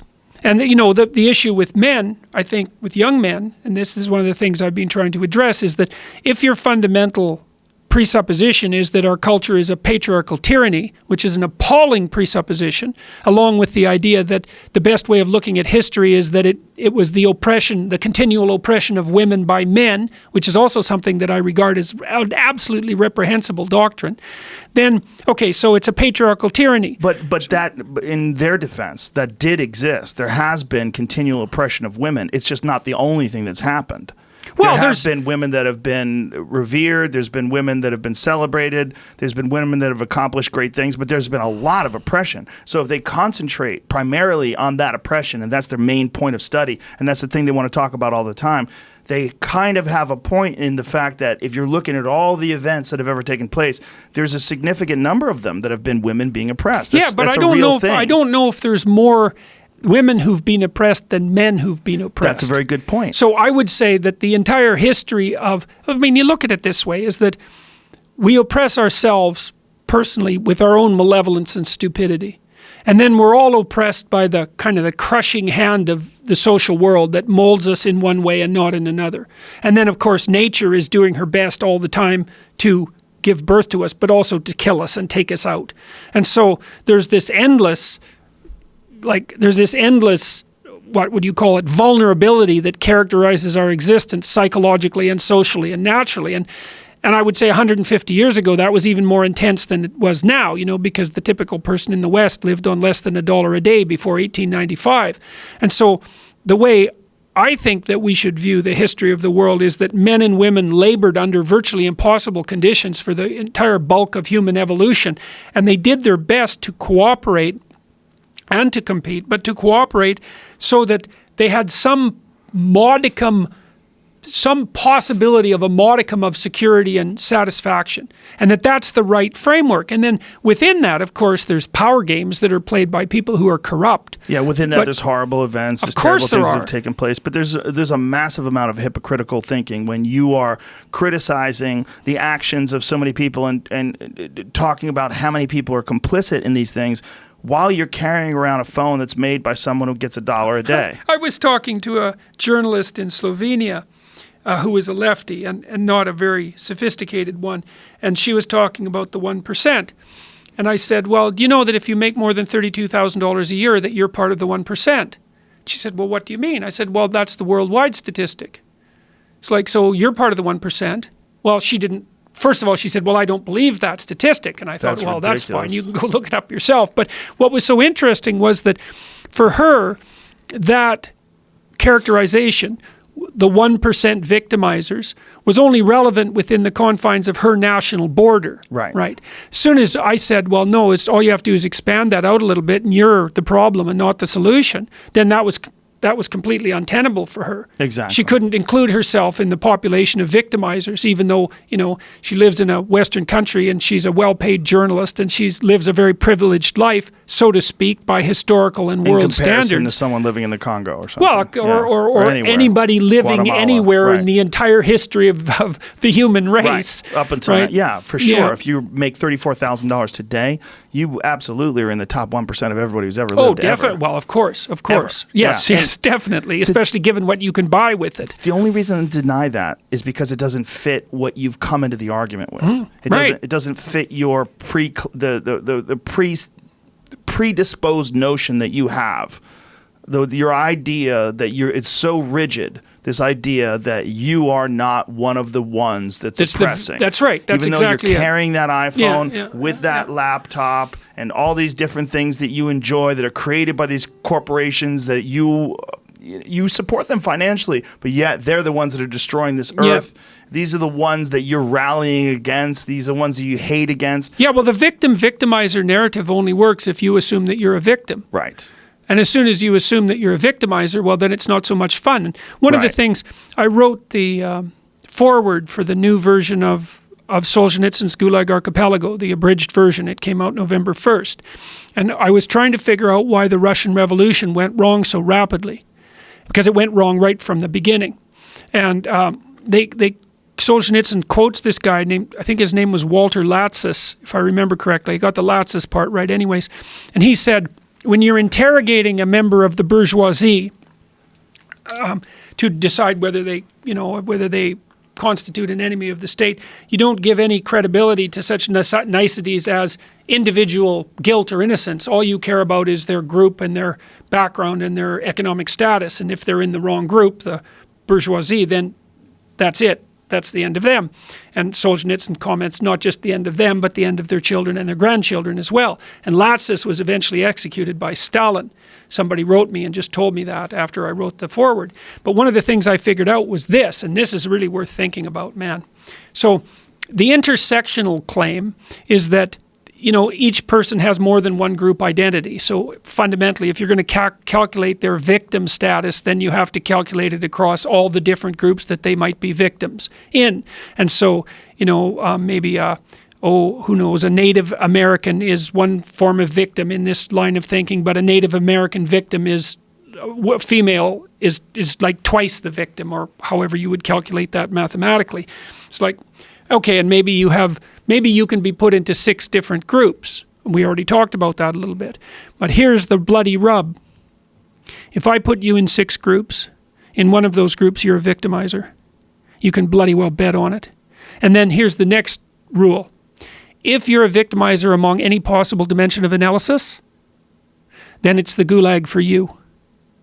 And so that's the fundamental danger of that group identity, victimizer-victim narrative, is that you fragment your identity in multiple dimensions. You'll find out that you're a victimizer, and then everyone's a criminal, and then everyone's guilty. That's exactly what happened in Russia. And then you think, well, wait a minute, there were a bunch of people who were really compassionate about the poor. It's like, let's say, just for the sake of argument, that at the beginning of the Russian Revolution, that 20% of the communists were really concerned about the poor. Maybe we could say 50%. Just to be arbitrary about it.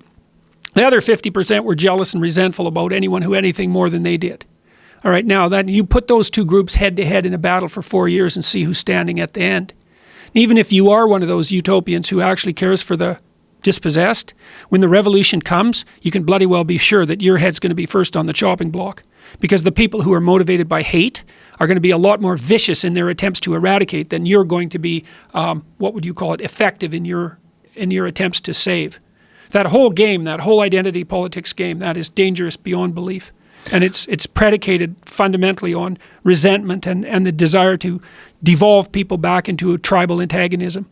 I think it's so important that you talk about it this way. And I think it's really interesting when I see the resistance to you talking about it this way and how many people are unwilling to look at it as this multi-level historical sort of record that you could look and see how this played out, and you can look and see what's going on right now with these control games that people are playing socially, and that they are enforcing certain types of behavior and certain ways of thinking, and then trying to rein in earnings and rally against capitalism and support communism and socialism, and doing so in this sort of weird trendy way without understanding the full scope of the historical implications when it's been tried in the past. And that it's not as simple as like, you got this Anne Ryan thing doing, you're looking at this world as capitalism against socialism. It's good people who care about folks versus people who are ruthless. It's not that. That isn't even how capitalism doesn't even work like that. You know that managers are more stressed by the people they manage than the people they manage are stressed by their managers. I mean, and think about it, right? Just all you have to do is think about that for a minute. It's like you're an employee and you have a manager. And the manager's a bit of a jerk, let's say, but there's 20 of you. Right. So there's like, you're kind of 1/20th oppressed by the manager. But now you're the manager and you're managing 20 people and you're responsible for them. And we're assuming that you're not a psychopath. And you're probably not, because you probably wouldn't have been able to get to be a manager if you were a psychopath, because psychopaths generally aren't very successful and they have to keep moving as people figure out who they are. So the idea that like psychopathic power is a good route to power in a functioning organization is a stupid theory.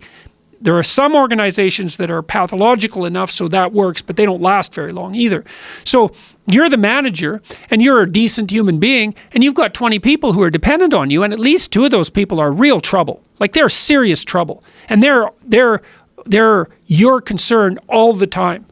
And so you see this as people move up the corporate hierarchies, you think, well, they have more and more power. It's like, yeah, but not really. They have more and more responsibility, and their behavior is actually monitored with increasing severity.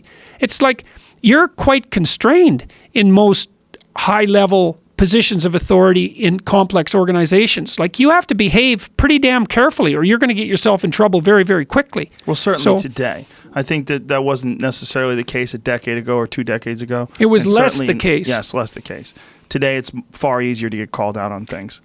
But even so, like, even 20 years ago, like if you didn't treat your customers properly, in carefully, reciprocally in long-term relationships, you were going to be a failure. Yeah. And in any corporation that produces anything of any value, I mean, the production is one thing, so you have to be competent at the production, but you have to be in constant communication with your buyers and foster those relationships personally, because there's intense competition. And if those personal relationships aren't of high quality, then your business fails. And one of the things I really learned, because I spent a lot of time with business people as well as academics, is that business people do a tremendous amount of socialization compared to academics.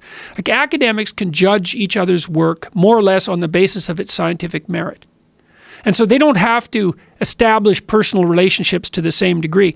But business people are always wondering, well, can I trust you? Can we enter into a reciprocal relationship that's going to be of mutual benefit over the long run? And so they're testing people out socially all the time. And if you're not capable of reciprocating honestly over some decade, say, then you're going to screw things up in an absolutely horrible way. It's one of the reasons why they like to use golf as a metric. Yes, exactly. That's exactly right. Golf is 2 things. One, you get to see how someone handles competition. Yeah. You get to see if they cheat. Yeah. Because people do cheat in golf.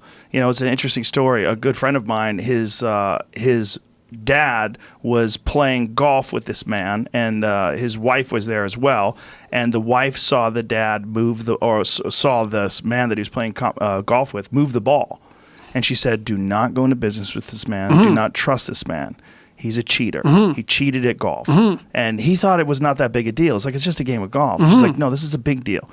Turns out the guy was a fucking criminal. It just took a while to find out. I mean, he wound up doing a lot of other things. That how you do some things is oftentimes how you do everything. Yeah, well, that's why people are so interested in games. Yes. Because Get games, to see who a person really is. Yeah, well, games, and this is again why I'm such an admirer of Piaget, because he knew very well that a game is a microcosm of reality. Yeah. That's why you have to have an explanation for why people like games. Yeah. And I've been talking about this a lot in my lectures too, is you think, well, any game, like any competitive game, soccer's a good example, it's basically a hunting game, okay? Because you're firing a projectile at a target.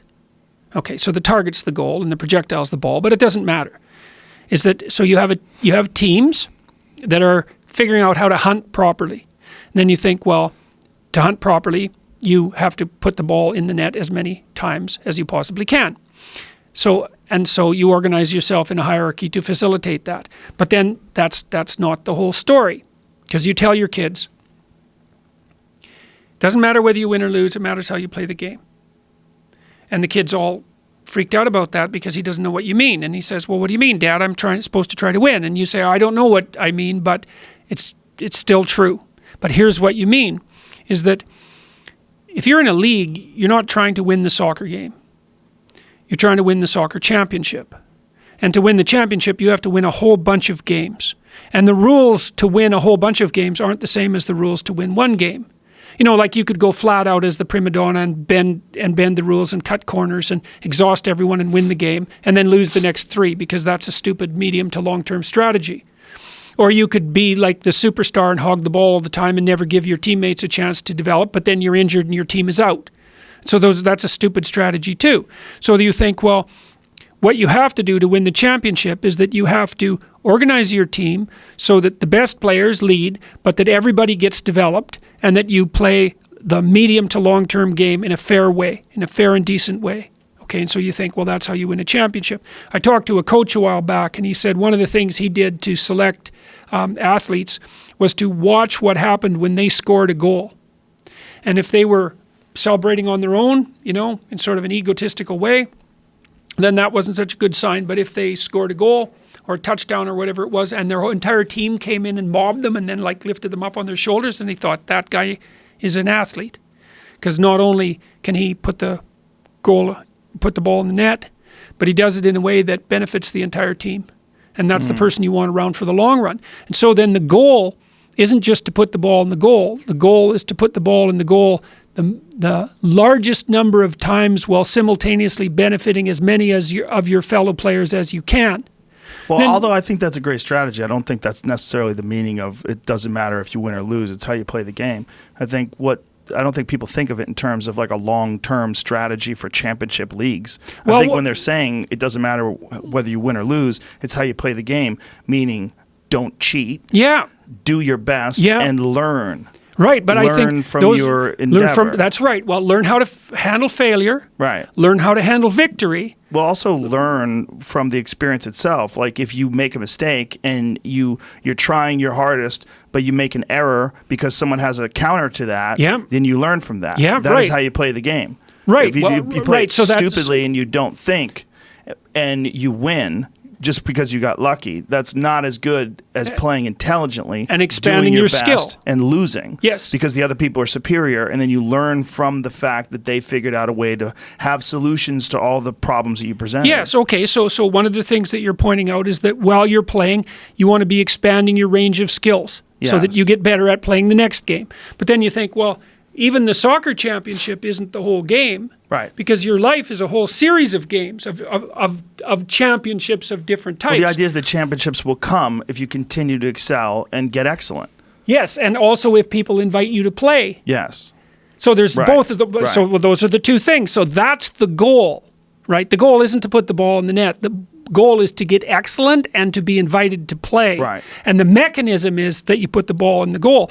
And that makes sense. See, that helps explain why people find competitive sports so unbelievably compelling. Because you can be cynical about it and you can say, well, look, there's 50,000 people there watching, somebody kick a spheroid object into a net. Who the hell cares? But that's not the issue. What you are in fact doing is you're going there to watch people develop expertise and to learn to play reciprocally in a noble and ethical manner. And all of that sport, when it's done properly, is a direct physical incarnation of that ethic. And so it's not surprising that's why people get so excited when they see an athlete do something. Imagine the best thing that you can see at a sports event is someone who does something purely in the spirit of fair play and in a manner that's unbelievably excellent. Wayne Gretzky was very good at that, right? Because he was an excellent sportsman and also unbelievably skilled.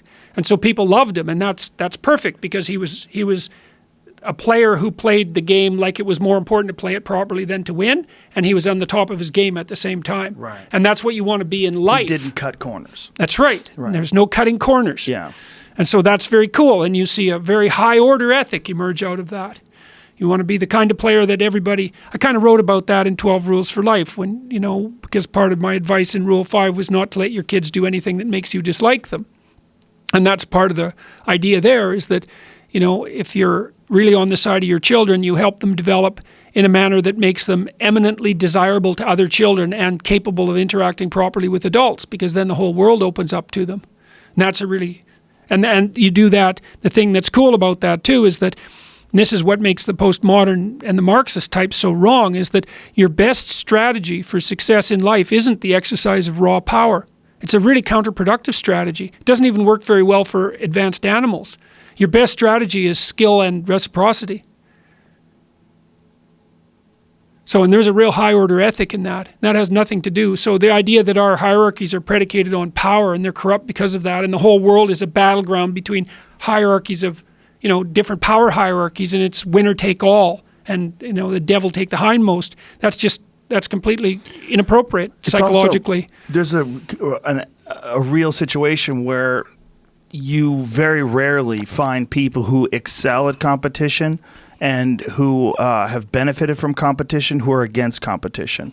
And you very rarely find people who have no skill in competition at all and who have never engaged and have shied away from it their whole life that support it and believe that it's an important part of our culture. I think people want to believe and they want to support things that reinforce their idea of how they're living their life correctly. And if they shy away from competition, if it makes them nervous, if they've never excelled at it, if it doesn't feel right to them, if it makes them uncomfortable, they want to feel like there's some better way. And this is one of the things that leads young, sensitive, kind, compassionate people towards socialism. And this concept that capitalism and any form of competition at all ultimately is going to lead to a few people hogging up all the wealth and dominating all the people. Well, the other thing that's kind of sad about that is that no matter what system you set up, that's the outcome. Yeah. Like if you look at the Pareto distribution, so if that's the distribution of wealth, you find that in every society that we know of, whether it's capitalist or socialist or communist for that matter, a small proportion of the people have a disproportionate amount of the resources. So the other thing that I've been trying to explain in my lectures is that if you were really concerned about the dispossessed and the poor, you wouldn't put hierarchical dispossession at the feet of capitalism, because it's a way worse problem than that. Because the Marxist types, they think, well, if we didn't have capitalism, there wouldn't be hierarchies and there wouldn't be dispossession. And that's complete bloody rubbish, because the problem of hierarchy and the problem of dispossession is way deeper than the problem of capitalism. So like if you look at Neolithic grave sites way before there was capitalism, you see that a small number of people are buried with all the gold. So the fact of unequal distribution of resources, that's as old as hierarchies are old. It's unbelievably old. And so for the leftists to take an anti-capitalist position and assume that that's going to be of benefit to the dispossessed is an idea that's at least 145 years out of date, as far as I'm concerned. But we do want to discourage tyranny. We do want to keep that. We do want to keep someone from accumulating so much wealth that they dominate the world and have a disproportionate effect on culture and do things that are detrimental, that could be in fact detrimental for decades and decades to come. I mean, look, to this day. Well, that's why you have a balance of powers in the United States too, Right. because the thing is, it's not the case. It should the fact that you can't characterize the West as a patriarchal tyranny doesn't mean that hierarchies don't become tyrannical. Sometimes they do. And we have to be alert to that. I mean, that's been known for a very long time. So is it fair to say that the West has some aspects of a hierarchical tyranny? Of course. And I would say that's a mythological truism. So like the way that society is represented in our deep narrative structures is always twofold. There's a wise king and a tyrannical king, and they're pitted against each other. And your job is to amplify the wise king and keep the tyrant under control. That's the evil advisor to the king, like Scar in The Lion King. Yeah. Right? So there's always this shadowy figure in the background that's malevolent and psychopathic and power obsessed, that's attempting to take over the hierarchy by ill-gotten means. That's evil itself in some sense. It's the archetype of evil. And so that has to be taken into consideration. But the problem with the viewpoint that's so prevalent in our society right now is that, and that's the patriarchal tyranny viewpoint, is that it's only the evil king. And then that's particularly hard on young men, because if you believe that all of our hierarchies are predicated on nothing but arbitrary power, and that that's a natural consequence of masculinity, then whenever you see anyone who's masculine manifest anything that's associated with competence or confidence or let's say competitiveness or heaven forbid aggression, then you immediately assume that that's nothing but a manifestation of tyrannical power, and that you discourage it or you certainly fail to encourage it. And I think that that's a dreadful mistake, because that masculine energy, whether that's characteristic of women or men, because women can certainly manifest that, that's something that should be integrated and celebrated. And the way you do that, that's partly why mechanisms like competitive sports are so necessary, is that you want to take kids, let's say boys, the more competitive and aggressive boys, just for this example, you want to take them and you want to socialize them intensely so that they take that aggressive competitive impulse and they're capable of manifesting it inside a social structure like a game, so that it's of benefit to everyone. And you can do that. It's not a problem. You teach an aggressive kid that it's beneath his dignity to bully someone weaker. So you can attach that right to the competitiveness. It's like, you're a loser. You bully someone weaker than you, you're a loser. That's pathetic. Yes. It's like it speaks right to that competitive drive. It says, I don't want to be a loser. Tenets of martial arts are so critical. I mean, that's one of the major tenets of martial arts. This is it is a huge part of what's taught in traditional martial arts academies. Is there's a very clear way of behaving, and you're never supposed to do anything remotely like bullying. Right. And you're supposed to have because it's a misuse of your power. Exactly. And you're supposed to have extreme reverence for the people who taught you. I mean, your master. You literally call them a master. Right. In almost all martial arts, they're referred to. Right, and so that's another. So that's another thing that's really interesting about a functional hierarchy. Is like, because the leftist critics look at a hierarchy and they think every position is up looking down, right? But what you're saying, what you're pointing out, is no, in a functional hierarchy, there's plenty of respect going up. Right. Yes. So it's not just power. It's like it's power. It's authority and subordination at the same time. Voluntary subordination, because you should be properly subordinate to the people who are better at what you're doing.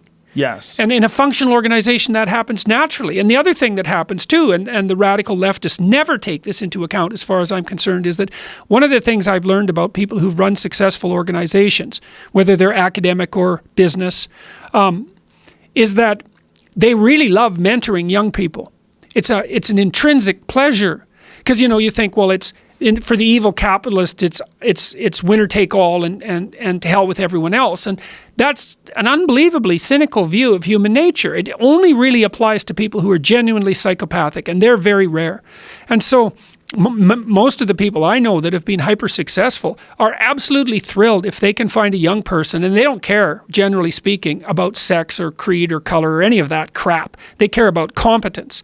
They want to find a competent young person who's got a lot of possibility, and then open up all sorts of doors of opportunity for them, and to see how they can help them develop. And if they can do that with 20 or 30 people, then, like my graduate supervisor had his he's getting old, and he had his retirement party about 2 years ago, and about 30 of the people that he trained into becoming scientists came to his party, and they talked nonstop about the beneficial effect that he had on their life. He found a lot of them were, they were young and smart, but weren't really all that properly oriented in the world, and he picked them out and gave them opportunities, and he certainly did this for me. Has opened all sorts of doors for me, and that was a huge source of pleasure in his life. I think maybe the primary source. He had a family as well, and obviously his family was of primary importance, but in his professional career, it wasn't his name on papers and his name in the marquee. It was all these young people whose careers he could foster. It was a never-ending source of satisfaction. Yeah, I think that's a critical aspect of being a successful person, that you have to realize that there's a great personal benefit in helping other people, and that you feel this. This is not just like something that looks good on paper. When you can show some young person who's coming up the way, you're 10 years ahead of them, and you can say, these are the mistakes that I made. Yeah. I can help you get through this. And then you see them flourish. There's a great deal of personal satisfaction. Oh, definitely. And there's got to be some sort of an evolutionary benefit to this kind of behavior. That's part of, see, that's the thing is we are evolved for reciprocity. Yes. We really are. We're not evolved for power. Right. This is what's so deeply wrong about the damn postmodernists and the Marxists, is that isn't what first of all, power is not the best strategy to attain success. It's simply not. It doesn't even work for chimpanzees, because the brute chimps, the ones that rule purely as a consequence of force, as soon as they weaken two subordinates that are reciprocally engaged, so that have a friendship, tear them into pieces. So I don't care how strong you are. 3 guys that are like 2/3 your strength are going to take you out. So you're much better situated in society and in your life if you're in an interactive network of reciprocally beneficial relationships. That works in games, but it also works in life. And to reduce that, and if you're competent, so there's the killer combination: hypercompetence and the capacity for genuine reciprocity. That makes you unstoppable. Why is there this lack of understanding and appreciating this nuance in people that oppose these ideas? Like, what's the willingness to be ignorant about all the variabilities, especially when you consider the bulk of the research? Well, I think some of it's justification for failure. Like if you're not doing very well, then it's really easy to think that the game is rigged. It's also easy to be resentful about people who seem to have more than you have, especially if you're not thinking about it very clearly. And that's another thing that I've been trying to lecture to people about, is that you should be very careful about assuming that someone else has more than you do. I mean, one of the best predictors of whether someone has money is how old they are. So old people are richer than young people. Well, obviously, right? Because they had their whole life to accrue wealth. It's like, well, who's got it better? You want to be rich and old or young and poor? You can't buy youth with money. So it isn't obvious who's better off in a situation like that. It's in fact, I think most people who are old and rich would trade it for young and poor fairly damn quickly. Well, that's why people really get angry when they see young rich people. Yeah. I know, that's just too much to bear. Yeah, like a young, rich, famous rapper. Like, what's that fella? This 17-year-old? Lil Pump. How about that? Famous, 17. But I was in high school when I was 17. Well, the funny thing too, though, is that even with people who have that sort of, let's call it good fortune,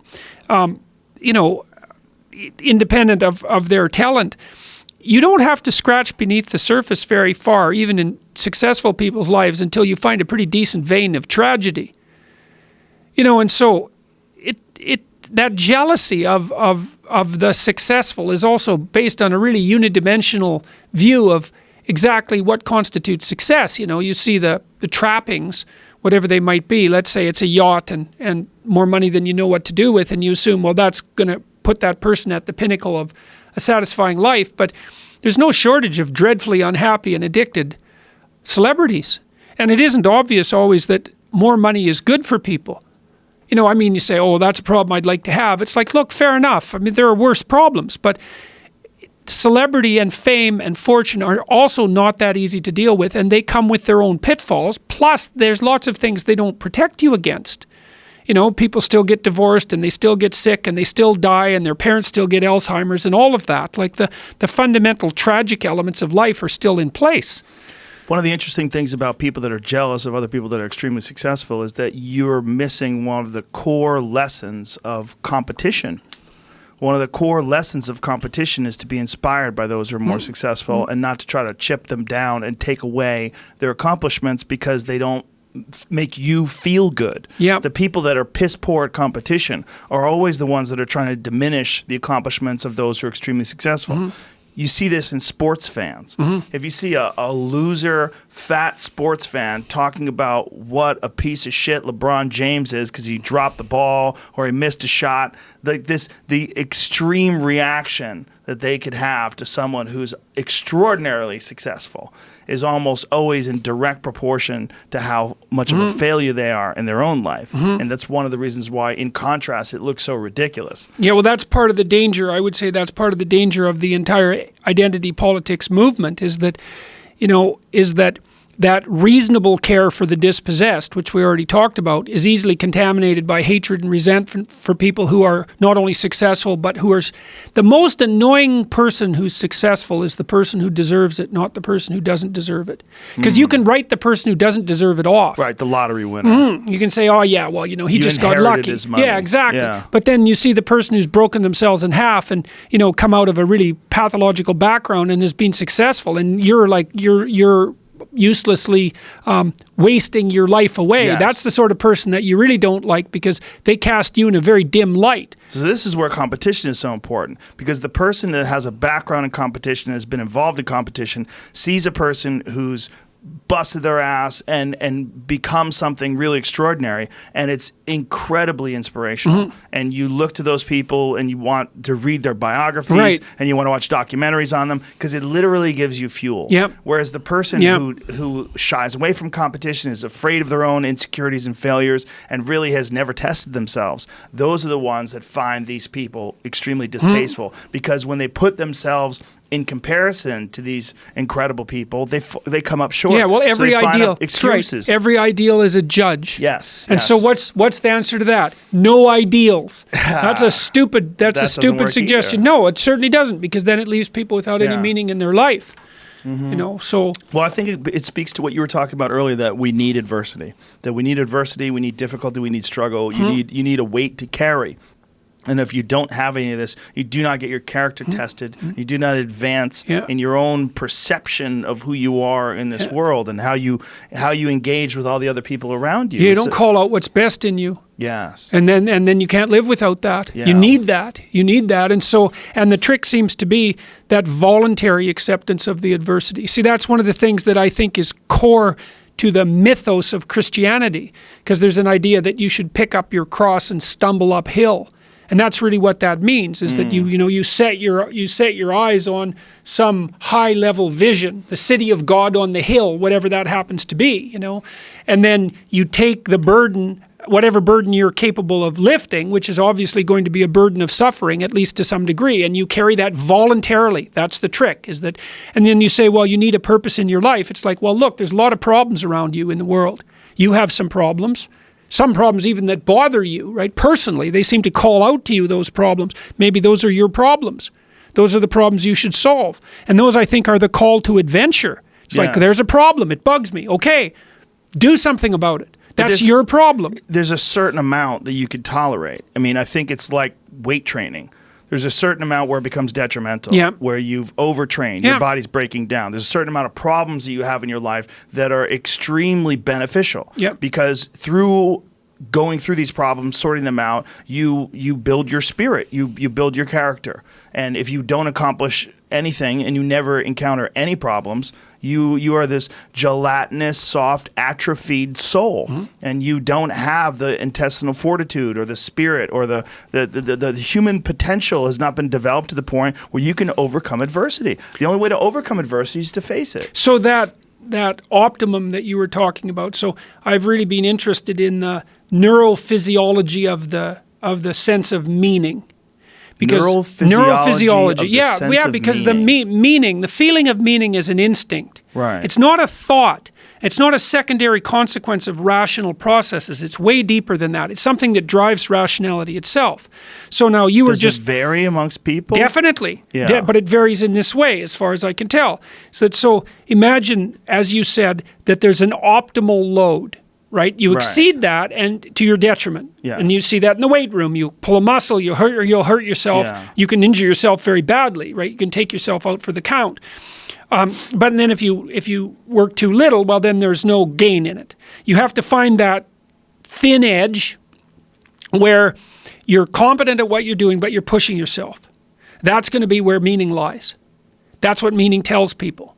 It says you're on the edge where you're competent and out of undue danger, but pushing yourself enough so that you're continually developing. That's the instinct of meaning. And that looks to me like it's a consequence of the interaction between the right and the left hemispheres, and a consequence of the interaction between the negative emotion systems, anxiety and pain, that regulate you, that protect you from harm, and the exploratory and play systems that drive you forward.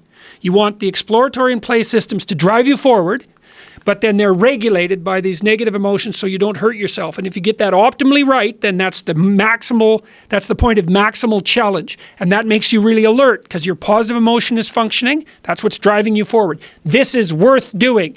And your negative emotions are alert too, saying, yeah, but be awake and be careful. And you know what that's like in the weight room. If you're lifting something that's at the edge of your ability, and you've got a spotter, you want to push and you can barely do it, and you want to make sure that you're not going to pull your arm down and rip the hell out of your muscle. But you're right on that edge, and that's the place of maximal gain. And that sense of meaning, that's what puts you on the border between chaos and order, right? Because too much order means you're just practicing what you already know. And then you stultify and stagnate. And too much chaos means you better look out because you're going to hurt yourself. You're pushing yourself beyond your limits. You stay right on that edge. That's where there's maximal meaning. And the only way to find out where that edge is to push it. To push it. Yeah. Well, one of the things I recommend to young people, especially true for people in their 20s, is that you should push yourself beyond your limits of tolerance in your 20s to find out where it is. How much can you work? How disciplined can you become? Like, can you work 12 hours a day? Can you work 8 hours a day? Can you work 3 hours a day? Like, flat out. Where's your limit? And how much work can you do, and how much socialization? You should find out. Push yourself past and then back off to that point where it's optimally sustainable. That's what a lot of people do, isn't it? I mean, they party too much when they're in their 20s. They make a lot of mistakes. It's what they're doing, and I would say in sort of a haphazard way, right? Because there's that instinct to go out there and do more. Right. But it's unregulated, and it's not as self-conscious as it might be. It's good to know that it's good to think about that as a goal. It's like you're trying to discover what your limitations are when you're in your 20s, so that you can hit that edge, so that you can sustain yourself across the decades. And so, yeah, because you don't want to have too much fun, right? Too much fun takes you out. You don't want to be the oldest guy at the disco. It's not fun being the 40-year-old at the singles bar, precisely. So you want to make sure that what you're doing is age appropriate, and you want to push yourself in every direction that you can, but you should be doing that with an aim in mind. It's like you're trying to make yourself into a better and more competent person. And so some discipline along with the fun is a good idea. So to take care of yourself and the people around you, that's one of the things I recommended to people, and I've had quite a few people actually tell me that they've done this, interestingly enough. I said, well, one thing you could aim at, if you had any sense when you were young, is to be you could be the most reliable person at your father's funeral. And so I think that's a good challenge. And I had a bunch of people come up to me in this last tour and tell me that that's exactly what they did. These were often young guys, like before 20. Said, my dad died suddenly, or, he died after a year's illness, and it was just taking me out. And no wonder, I said, I was listening to your lectures. You said you want to be the most reliable person at the funeral because everyone else is grieving, and what the hell else are you going to do? He said that's what they tried to do, and that got him through it. So, that's part of that, picking up that load as far as I'm concerned. You get a little self-respect out of that too, in a real sense, right? Because, you're this sort of sad, suffering creature that's capable of a fair bit of malevolence. But if you find out that you can carry a heavy load and take care of yourself and have a little left over for some other people, then you can wake up at 3 a.m. and think, well, man, I could be worse. And this is not a political perspective. This is a positive, constructive way of looking at how to navigate the world. But when you break down these sort of behavior types, whether it's the people that generally support socialism or socialist ideas, or they're anti-competition versus people that are pro-pushing yourself, they fall into these right-wing, left-wing sort of paradigms in this really weird way. That, I mean, I think that's especially true on the radical ends, but I think you get that on the radical right too, because you get people who are collectivist in their fundamental orientation, and they're trying to take undue credit for who their racial ancestors were, or what I would say with the political issue is that I think that you can build decent, responsible people who are on the middle right of the spectrum and the middle left, because I think that you can have left-wing political beliefs that are genuinely aimed at aid to the dispossessed without being resentful of the hierarchies and without contaminating it with jealousy for the successful. It's hard, right? You have to, because when I worked for the NDP when I was a kid, when that was the Socialist Party in Canada, some of the leaders were people like that. Like a lot of the low-level party functionary types, they were the activist types that you still see today, and they're mostly resentful. I didn't like them at all. But some of the leaders were genuine advocates for the working class, and they had their flaws, obviously, but they'd put their money where their mouth was, and they were trying to ensure that the hierarchies were open to advancement for let's say, the common person, so to speak, the person who's stacked up at the bottom, or for their children, which might even be more important, so that the hierarchies remain open to genuine competition based on competence, which would be a perfectly reasonable thing for the left to insist on, right? Is that let's bloody well make sure that it's a fair game. And so that people don't get locked out of movement forward because of arbitrary positions of power.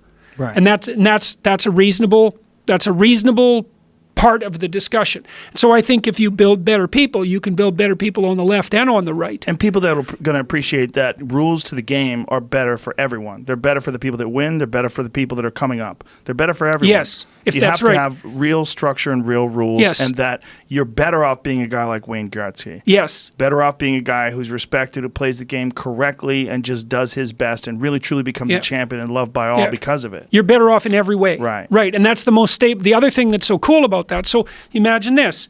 This is the antidote to moral relativism. Okay. So the first thing is that there are real problems, and hierarchical organizations can offer real solutions, socially and personally. So you can confront the problems courageously and you can solve them. So that's real. It ameliorates suffering and limits malevolence. And so there's nothing morally relative about that. The second is that sense of meaning that we discussed. That's not some philosophical second-order consequence of thinking. It's way deeper than that. That sense of meaning tells you when you're Vygotsky, the Russian psychologist, called that the zone of proximal development, which I believe is where the phrase the zone came from. And so in the zone of proximal development, this is what adults do with children, little kids that are learning to talk. Adults automatically talk to little children who are learning to talk at a level that slightly exceeds their current vocabulary. They do that without even knowing it. And that puts those kids in the zone, right? Because if you just talk baby talk to kids, then all they learn is baby talk. And if you just talk like an adult, then they don't understand a word you're saying. So you find this happy medium in between where the kid mostly understands what you're talking about and that you're pulling them forward. So that puts them in the zone. And that's a meaningful zone. And so you can feel the operation of that zone in your own life. That's what the Taoists are on about, because they say, well, the Tao is the way, right? And that's the pathway between chaos and order. That's meaning. And you can feel that in your life when you're deeply engaged in something. Like we have deeply engaging conversations, okay, which is part of the reason that we keep having them, and I think why they're popular. And we're not paying attention to how the clock is ticking or how time is flowing or even to the fact that we're doing what we're doing. We're just having a conversation. And it's meaningful. It's engaged. It keeps our eyes focused and our senses concentrated on what's happening. And the reason for that is that there's enough information flowing between us so that we're being slightly transformed as a consequence of the discussion, right? So we're both comfortable. We trust each other. We trust that the conversation is aimed at something that's of mutual benefit. We trust each other to tell the truth to the degree that we're capable of doing that. And then when you engage in this exchange of information, and to the degree that it's breaking you down a little bit and building you up in a different way, that's a little death and rebirth. There's constant little deaths and rebirths in a meaningful conversation. Then that keeps you alive and functioning. And that focuses you, like, that speaks to you so deeply that focus happens without any consciousness. And that's meaning. And that's that line between chaos and order. And that's real. That has nothing, and I would say, here's another thing that's cool. So that line between chaos and order, that's the same thing that's happening when you're playing a game properly, right? Because you're in the game and you're exercising your skill, but you're pushing it. But you're pushing it in a way that's also of benefit to your teammates and to the progression of the game as such, and to being a better general player. You're doing all that at the same time. And you're evolved with enough natural intelligence so that the sum total output of your nervous system says to you, you're in the right place at the right time doing the right thing. And that's what makes your life meaningful. And that's real. And I think it's more real than anything else. I think it's more real than suffering. I think it's more real than malevolence, because it's the antidote to both of those. And so the whole moral relativism issue for me is a non-starter. It's just wrong. There's lots of ways of interpreting the world, but there aren't very many ways of interpreting it optimally. And you can feel when you're doing that. It makes you stronger. And then the people that come to me after my talks and say, well, you know, I've been putting my life together. I've developed a vision. I've been trying to be more responsible. I've been trying to be more honest and put my relationships together. They're all sparkly-eyed because of this, or crying sometimes, because it's really had an impact on them at a deep level. They think, oh, wow, this actually works. It's like, yeah, it actually works. It's real. It's real. And I would say as well that that's associated with the idea of the deep Western idea of the logos, which is meaning in action and speech. So, you know, if we have a conversation that's meaningful, then that's a manifestation of the spirit of the logos. And that's the thing that destroys and recreates at the same time. Because you learn something, it destroys a little presupposition that you had that was erroneous and replaces it with something that's healthier. And every time you have a meaningful conversation, that happens. It's like a little tweak. Now, I wasn't quite right here. Click. That moves, and something new takes its place. So, and that's a little death and rebirth instead of the catastrophic death and rebirth that you might have to have if you weren't paying attention. So that's all tied together. That's all tied together with that phenomenon of meaning. And that's the same as the adoption of responsibility. That all ties together so nicely. Yeah, the concept of meaning, like what is important, that it's so huge to people, but so fleeting.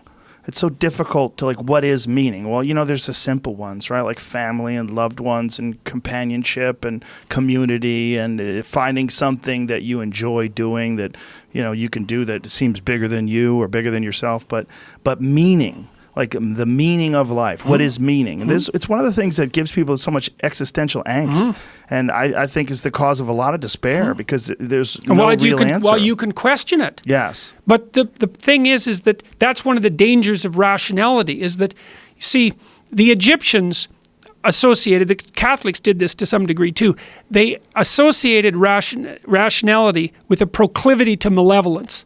Partly because rationality tends to fall in love with its own productions. Intelligence has this like inbuilt arrogance.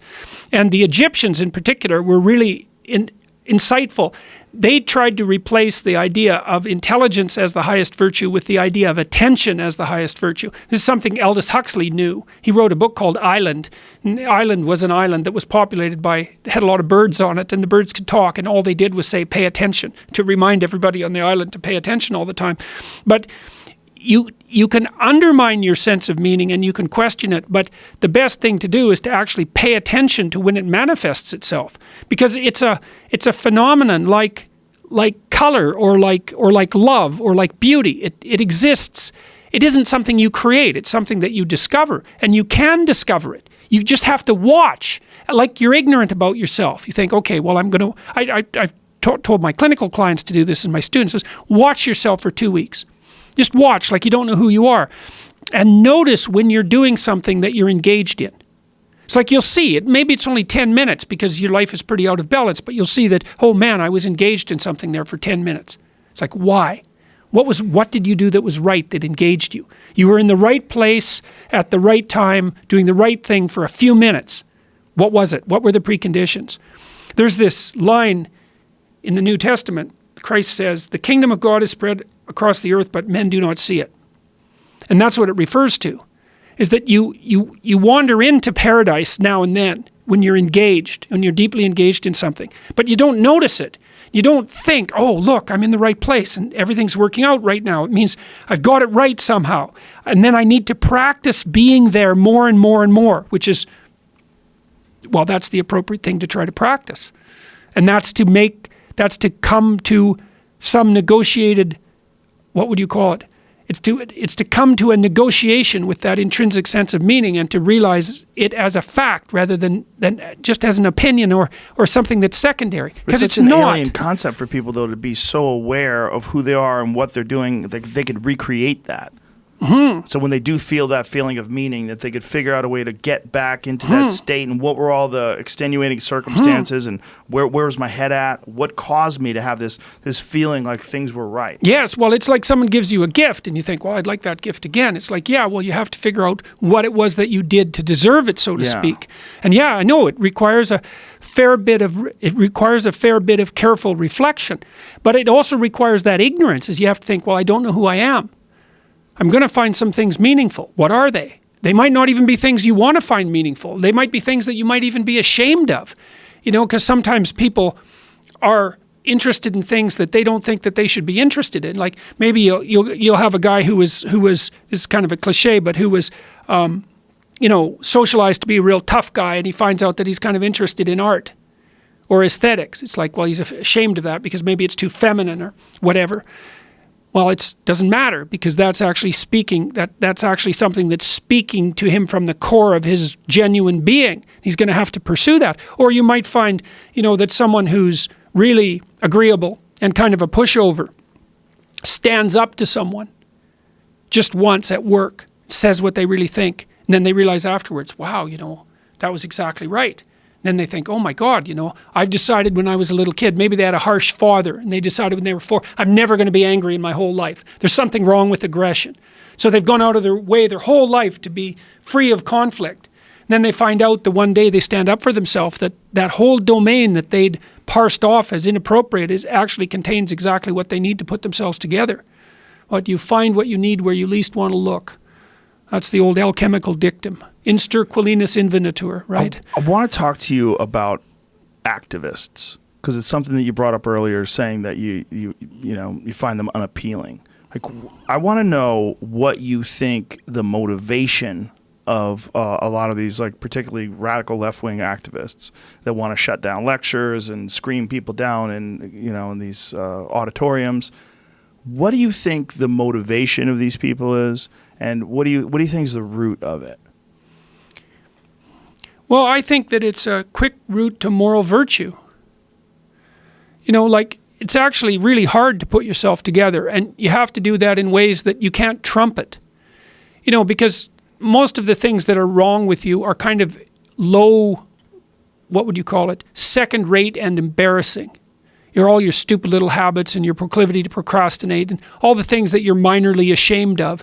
And then you have to work on those slowly, because the probability that you're going to be able to fix them quickly is low. And you can't really brag about it because it's so embarrassing just to admit that they exist to begin with that you can hardly brag about it. And it's sort of painstaking private work. And you don't get a lot of quick social status for it. It's effortful, embarrassing, humbling, and difficult. And then you can do something like be an activist, and you get all that public acclaim for being on the good side with no effort whatsoever. And so it's a plus. Do you think that there's any motivation at all to try to make the world a better place? Yes. I think you there's think some. that's part of it. Sure. Well, but you think it's flavored by this desire to broadcast your virtue? Yes, because it's very difficult to make the world a better place. That's the thing young people have a messianic impulse. That's another thing that was documented by Piaget, that there's a stage, in late adolescence where you want to make the world a better place. And I would say that's probably part of the impulse to, establish a permanent relationship and have a family and take care of people, and to take on some of the burden of life. It's the psychological precursor to that. And it's reasonable for smart young people to be concerned about broader philosophical issues if they tilt in that direction as well. But it's all too easy for that to be pathologized into resentment for those who seem to have more unfairly, and also to take the easy route out. And there aren't easy routes. There are only difficult routes to doing useful things. And it's better just to do that. And then, so I think that there's some impulse to, there's some wish that things could be less unfair and that fewer people could suffer. But it's kind of a low-level virtue, that reflexive compassion. I'm not saying it's without merit, because that compassion is the basis for the ability to take care of of people who are ill and infants What and makes so you forth. feel this low level? Like, where's that? It's coming not from? thought through.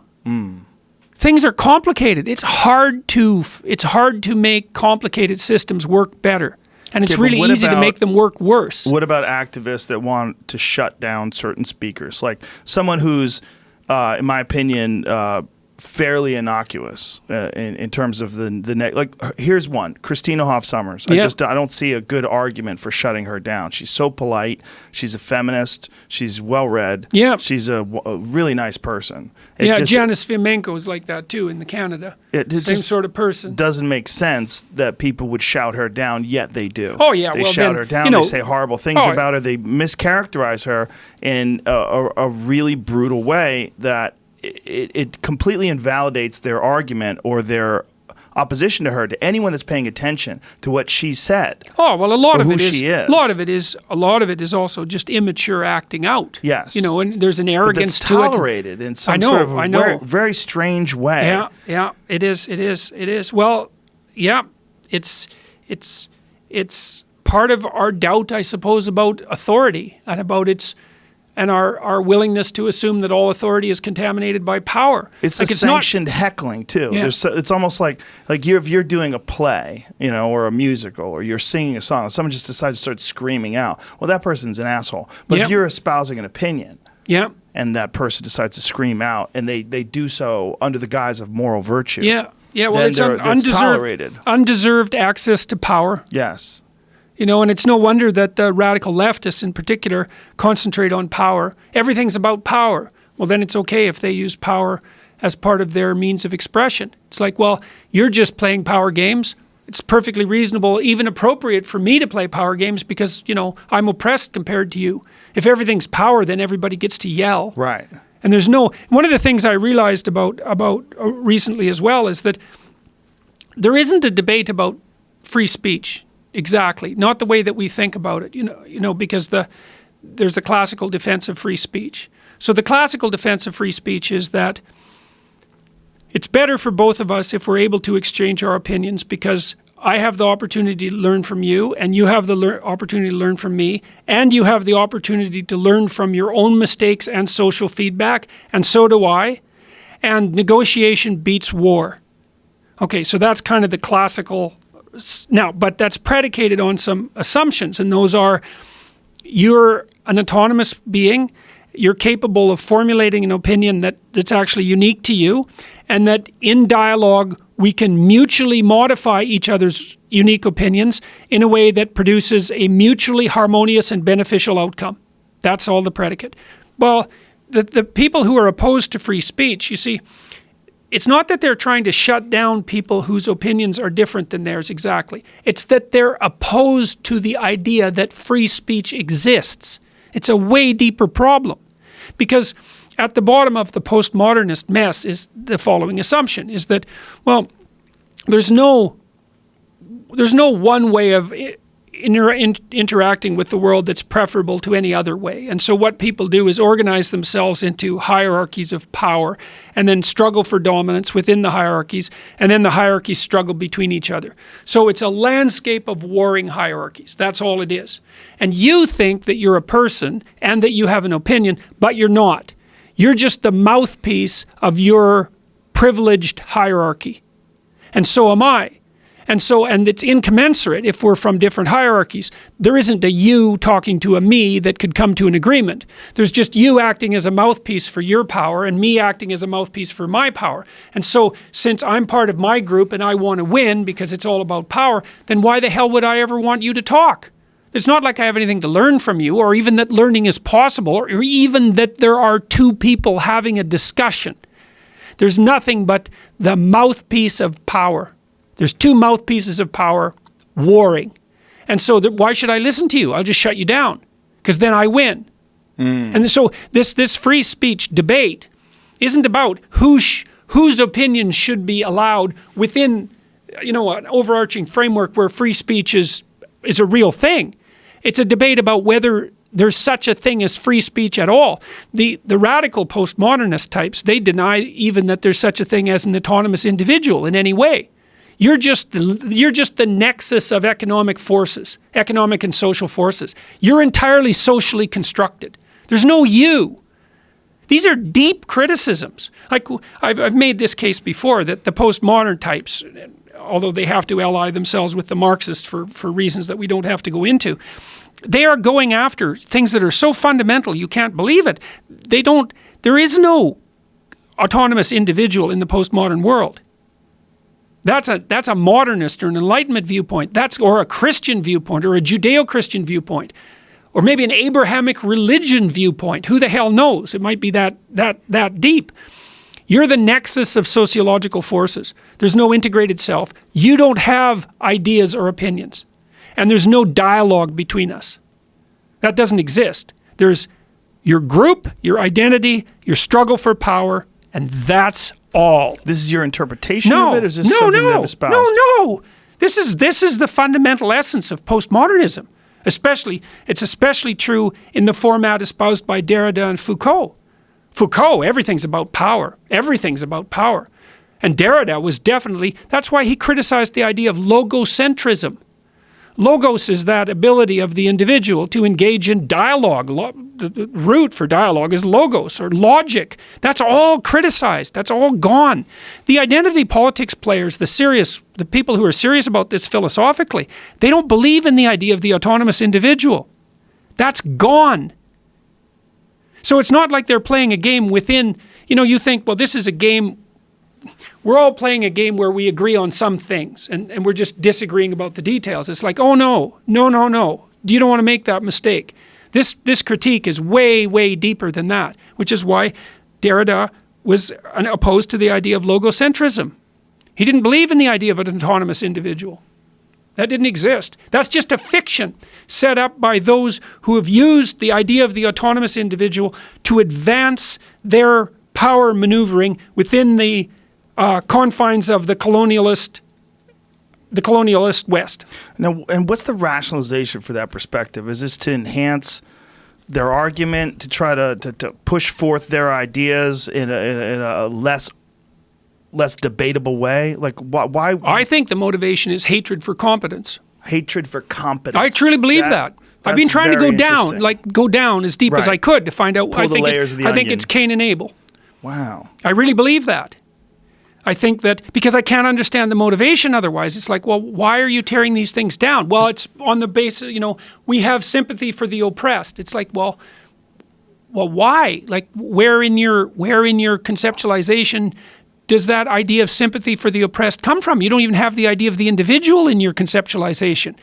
It's like, that's just I don't buy any of that. I think it's Cain and Abel all the way down. Do you think that when you're talking about the Scandinavian model, where they've made it incredibly equal, and through this massive effort to take away any opportunity, or to rather open up every possible opportunity for women that men also have, and you're seeing these differences in genders actually accentuate because of this, do you think that maybe what we're seeing also, even in terms of the postmodernists and the radical leftists versus people on the right, this same sort of competition aspect of it is also problematic, because it's one of the reasons why there's so much debate in the first place, and that if we had maybe more middle ground and more opportunity, there would be less of an argument.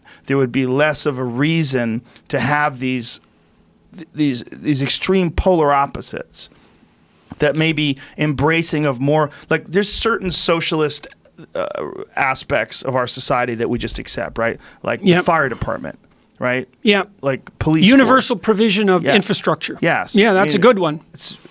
Schools should be, I think, more emphasized in that direction, but it gears towards privatized schools for people with higher incomes, which gets away more from socialism and sort of reinforces capitalism more, right?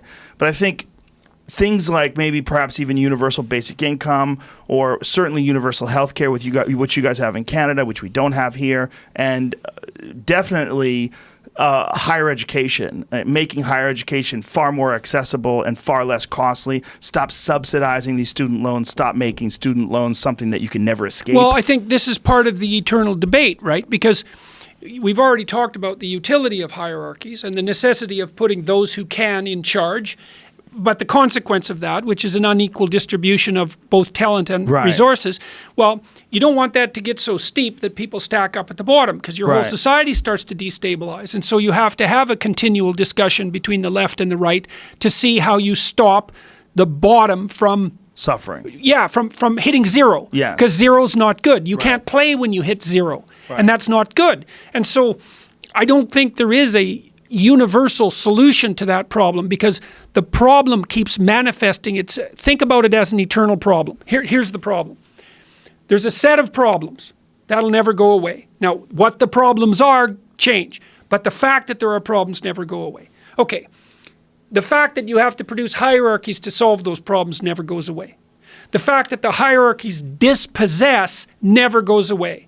But the details shift all the time. And so the whole reason that you need the political discussion is to take a look at the particulars of the hierarchies and the particulars of the dispossession and say, okay, well, now we need to shim it up here, and now we need to shim it up here, and now we need to adjust this, and now we need to adjust this, because you can't come up with a final solution to those problems. I think that's partly why you have consciousness itself. Because if you could automate the solution, imagine there was a permanent solution. Well, there's a permanent solution to breathing. You have a part of your brain that just breathes. You don't think about it. You don't adjust it. Well, you do a bit when you're talking, but you get my point. It's like problem taken care of. Well, there's other problems that are so fluid, like they're eternal problems, but they're so fluid in their detail that you need awareness and linguistic capacity to address them. And I would say the problem of hierarchy and dispossession fit exactly into that category, is that we're going to organize ourselves hierarchically because talent is unequally distributed. It doesn't matter. Like as soon as you invent basketball and instantly, there's 1% of the population who are super great at basketball. It doesn't matter. As soon as you set up an arbitrary value structure, you get a hierarchy. Then there's the whole schlubs at the bottom that can't put a ball in the hoop to save their lives. And that's an eternal problem. That's why it says in the New Testament that the poor will be with us always. A very pessimistic.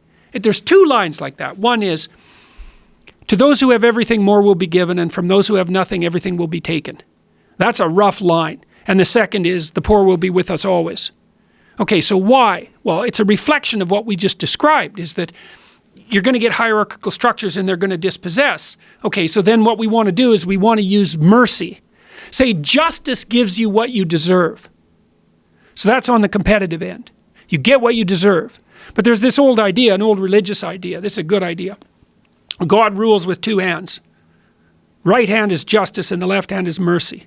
Justice means you get what you deserve. But the world can't survive that way because people are flawed and make mistakes. And if you only got exactly what you deserved, it would be a hell of a world, right? Because you'd be punished for every single mistake you make. You'd be held accountable in a way that would be unbearable. So that has to be tempered with mercy. And so maybe the left is the end of the distribution that tempers with mercy when it's functioning properly. But it can degenerate into that Cain-like resentment of the successful, and that's a danger. On the right, you have the opposite danger, which is, you advance because of your competence, but then that can ossify, and so you want to hang on to that position even though your competence no longer justifies it. You start to use the advantages of your position to accrue benefits for yourself that you did not earn. And that's the proclivity of the hierarchy to become blind and tyrannical. And that's an eternal problem. The Egyptians had a god for that, Osiris. Osiris was the god of hierarchies, and he was always threatened by Seth, who was his evil brother. And his evil brother was always conspiring to overcome him. And that's the problem with hierarchies, is that they tilt towards tyranny. And the reasonable left says that. Watch the hierarchies because they tilt towards tyranny. It's like, yes, it's true. But that doesn't mean that the idea of hierarchy itself is flawed. And that doesn't mean that all hierarchies are tyrannical. That's going way too far. Do you think that the Scandinavian model that has revealed that when you do make things more equal, you will find that people generally tend to gravitate more towards traditional gender roles? That do you think that this makes people happier? Has it been observed that this is a happier result? That's a good question. The indices of life satisfaction are pretty high in Scandinavia, but I don't know if anybody has done an analysis that would indicate whether the sexual sorting is a contributor to that. That's a good question. I mean, the general idea has been that the Scandinavians are happier because their societies are more egalitarian, but they're not more egalitarian in the sense that men and women are also more different. So men and women are more different, but the opportunities are more egalitarian. Yeah. And then the societies are more satisfied. But it's tough, because there's other variables. Because the Scandinavian countries are relatively homogenous, right? And more homogenous societies tend to be more peaceful and happier, not more diverse societies. And they're also small countries, so they're somewhat easier to govern. Right. And they tend to be wealthy. So it'd be hard to parse out all those contributors, right, to figure out what it is that's making the Scandinavians relatively content. This is almost like a super tribe versus a country. Yeah, right. Well, and those sorts of societies, in some sense, are easier to manage. Is there any benefit to this model that we could perhaps bring to the United States or to Canada and maybe mitigate some of the issues that we have between the right and the left? Like maybe there's some sort of a compromise that'll lead to a less debate and dispute. Well, I think that you guys in the States are doing real well, actually, personally. I mean, you know, your system of checks and balances seems to work out pretty well. There's a fair bit of, let's say, left domination right now of the mainstream media. I think that's a reasonable claim, and also of academia and of the intelligentsia. But the political system is skewed pretty hard to the Republican end of things at the moment. And so that's not a bad balance. And then in the last election, I mean, maybe you could make a case, perhaps, that things had tilted a little too far to the Republican side, but that got balanced out because the Democrats took the House again. And it seems like they were more moderate Democrats. That seems to be the scuttlebutt. So, you know, it isn't obvious to me that your system isn't functioning well. I think that one of the things that's happening that's making things look more contentious than they are is that the mainstream media is under such assault by the up-and-coming media forms, including people like you, that as their financial models deteriorate and as their journalistic standards take a hit and as they lose their fact checkers and their time to be careful with the stories, they concentrate more on exaggerating the extremes to attract attention. And so, you know, there was an article published in the Atlantic Monthly about a month ago showing that, and it depends on how you calculate these things, but that the radical leftists and the radical right-wingers are only about 5% of the population on each side. And that the vast majority of Americans consider themselves something approximating the relatively silent majority. And so I don't think that things are polarized as badly as they seem. And it is also the case right now that if you poll people and ask them about the conditions of their life in the United States, they tend to say that they're doing quite well, but that other people aren't. And so I think maybe, I don't know this for sure, but I think maybe that the technological pressure that's being put on the mainstream media is driving extreme political views as a means of gathering the attention of a shrinking market share. That's a very interesting take on it, and I wonder how detrimental that is to us as a whole, because we are constantly dealing with this clickbait nonsense headline, you know, and everything is a dispute, everything's a war. Yeah. Well, it's nerve-wracking. Yes. You know, I mean, I noticed this years ago because I really stopped watching the news 25 years ago, although I've been heavily involved in it in the last 2 years, because I noticed that most of what passed for news wasn't. Because my sense was, well, if it isn't important in a month, if it isn't important a month from now, it was never important. and almost everything that's news is like important right now. Yeah. And so I tried to stay away from that. It was better for my peace of mind. And I often recommended to my clinical clients who were depressed and anxious that they shield themselves from the news as much as possible. But now the news is everywhere, right? It's everywhere. It's Twitter, it's Facebook, it's YouTube. It's like we're just inundated by it. It's like CNN on steroids. It's 24-hour news cycle, and it's produced by everyone, whether they're informed or not, and it's really high emotion. And I think that is making things look a lot worse to us than they actually are. I think it's also similar to what we were talking about earlier when it comes to reading comments on Instagram or Twitter. I just think there's just an amount of data that's incomprehensible. I don't think you can handle it. I don't think you can navigate it. You can't navigate that many relationships. I mean, there's the reason why we have this Dunbar's number in our head. If you're dealing with hundreds of thousands of people, in your case, 1 million followers that are constantly interacting with you, it's going to fucking drive you mad. Yeah. Well, you don't even know what to do with it. You know, like, because I don't even know what my ethical obligation is to my Twitter followers, because like there's 1 million people following me. You can't so react to all of them. No, definitely. Well, certainly I know one limitation, which is that having it drive me insane is probably not a good outcome for anyone. Well, except for those who hope that I would crawl back under my rock, let's say. This is a personal thing, right? Because they're responding, and the mentions are to you personally, but in a lesser way, perhaps. But it is still also overwhelming. Is just the sheer amount of information that's available constantly about everything. Yeah. There's 1 million stories every day about every single thing that's going on in your life. Well, everywhere on the whole planet, yeah. And how are you supposed to navigate that? How are you supposed to get through life and concentrate on things that are truly meaningful for you in the present moment without being completely detached from the outside world? Yeah, it's this balance that people try to find that is so elusive. It's so hard to figure out how much to watch. How much of this political process do I pay attention to? Yeah, well, that's the big technological challenge. Yes. I mean, we thought, when I was a kid, we thought, oh my God, kids are sitting in front of the television 4 hours a night. It's like, well, you ain't seen nothing yet. Yeah, right. Now it's all day long. No kidding. With their phones all day long. Yeah, and the phones are so much more powerful than television that it's like a typewriter compared to a computer. Yes. And it's so we don't know how to adjust to that psychologically, but it's even worse than that, because as soon as you adjust to the degree that you do, the technology changes on you.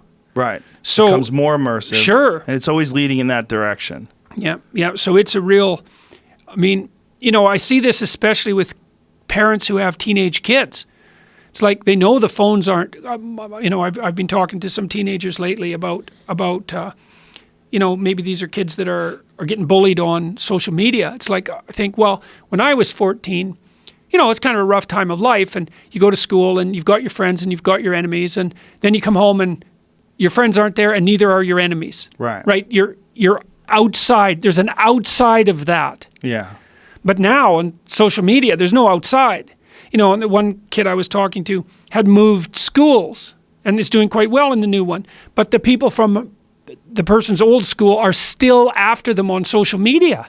So, and you think, well, just don't use your phone. It's like, yeah, you tell that to your teenager. You try not using your phone for a whole day. Yeah. You think, well, the teenager's going to be able to manage the phone. It's like, no, they're not. You can't manage the phone. Nobody can manage the phone. Well, it's not just teenagers. My middle daughter is 10 years old, and all of her friends have phones. Yep. All of them. Yep. There's like 2 of her friends that don't have phones. Yep. And they come over the house, and we have a rule at our house: you can't use a phone. Like, once you get inside the house, there's no phone. So their friends come over the house, they want to like constantly be on their phone, and we say, like, you can't do that. Yeah. Like, and they look at you like, what are you talking about? Yeah. Like, this is my life. Yeah. My life is my phone. They want to make Twitter posts and Instagram, and they want to do Facebook, and they want to Snapchat with each other with bunny ears on, and these kids are just doing this all day long. Well, and they are mastering the technology. Yes. That's the other thing. It's not surprising that they're trying to adapt to it. But it's happening at a really early age. Yeah. Because if you're giving your kid a phone, you're not putting any parental filters on it. You're allowing that kid to have full access to Google and the World Wide Web, and they're just going to... If you give your kid a phone and you don't think they'll know how to use the phone better than you within a year, you're a fool. It's true. They're gonna have that thing figured out in ways that you haven't even imagined. So you're not controlling it. That's for sure. It is a very extraordinarily unprecedented time to sort of navigate this world. And I don't think there's not been I mean, civilizations have had to deal with worse things, right? In terms of violence and famine and disease. But I don't think anyone's had to deal with such a radically transformative medium like the well, internet. we have this range of possibilities. Well, and you ain't seen nothing yet, right? I mean, this is just getting going. Well, have you been watching the Boston Dynamics videos? Yes. Oh my God, those robots, trying to get those man. guys in here. Oh yeah, I bet. I mean, the amount of progress they've made in 5 years is just absolutely staggering. I bet they smell like sulfur and they don't even know it. I bet you bring them in here like, what the fuck is going on? These guys are demons. Well, Elon Musk was on the podcast talking about some new development they're working on called Neuralink, and that this is some radical new way of accentuating bandwidth between human beings and information and just increasing the access to it. And he was very vague about it. Yeah. He said it was going to come out within, X amount of months. Yeah, well, they've already, there are scientists who've already managed direct brain to computer links, right? So they can get monkeys, for example, to move a robotic arm. And I suspect that, you can learn to control single neurons in your face. My suspicions are that we'll be able to develop technologies that'll be wearable, that won't have to be neural implants, that you'll be able to communicate with neurally, and that's not very far down the road. And the probability that we're going to build, you know about what's his name, Kurzweil's idea of the singularity. Well, it's a wild idea, and it seems somewhat improbable. And I had a friend who once told me that if something's impossible, then it won't happen. There'll be something that will come up to stop it that you won't expect. And maybe the singularity is one of those things. But, I know a lot of guys who are in the high-end computational world, and a lot of them are convinced that we're within a decade of a machine that's as powerful as a human brain. And I know people have been saying that for a long time, but Jesus, computers are getting good at emotion recognition. They're getting really good at facial recognition. They can communicate with one another. They can imitate. Those Boston Dynamic robots are pretty damn impressive, and they're mostly autonomous. We've got all sorts of things that can navigate on their own, like these autonomous cars. Like all these things they're coming together real fast. Have you ever watched Black Mirror on Netflix? The only one I watched was the one that outlined what the Chinese are now doing to their own people. Oh, yeah, the CRISPR one. Yeah. No, the one where everything you do is rated and tracked. Oh, right, the social network one. Right. Yes, which is quite frightening and reasonably probable. Oh, 100% probable. I was talking about the one, I think it's called Heavy Metal. It's about autonomous robots that seek out people and kill them.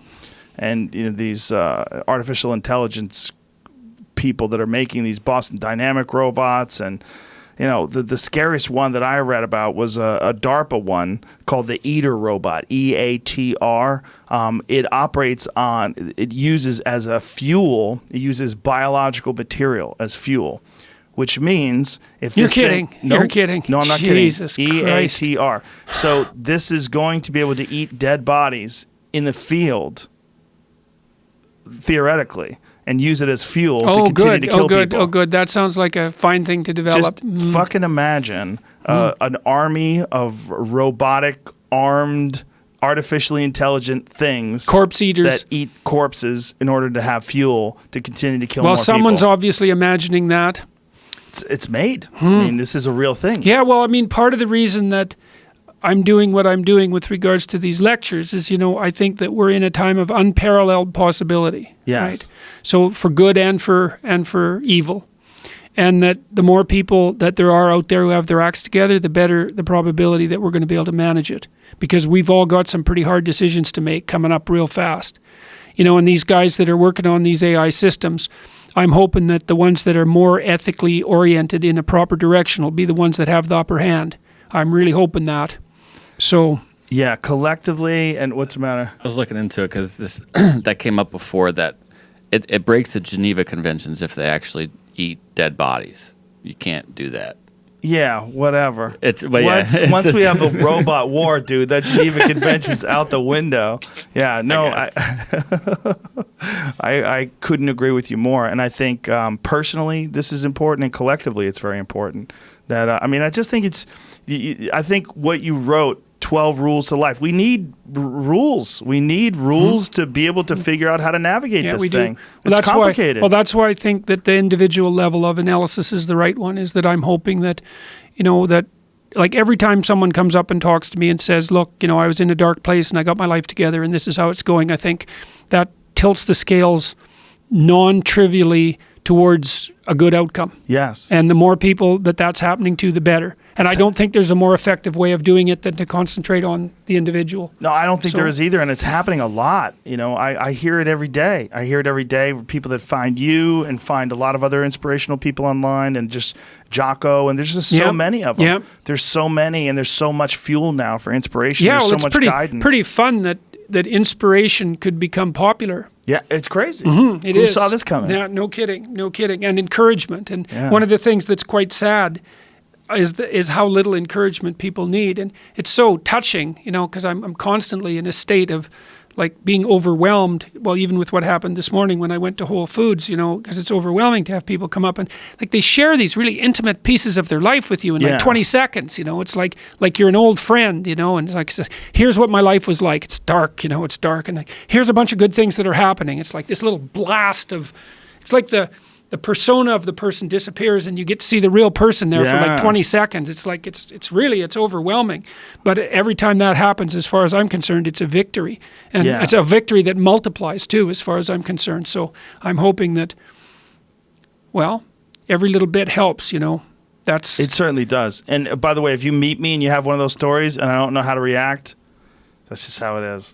I go, wow, that's amazing. Yeah, well, wow, that's fucking good enough, awesome. man. I'm super happy for you. That's it. I'm genuinely happy for you, but I still don't know how to react. That's how to react. I never will learn. That's how to react. It's like, that's how to react. Yeah. That's all you need. It's like, that's great, man. I hope you keep doing it. That's and all more I can power ever to say. you. And it always feels flat.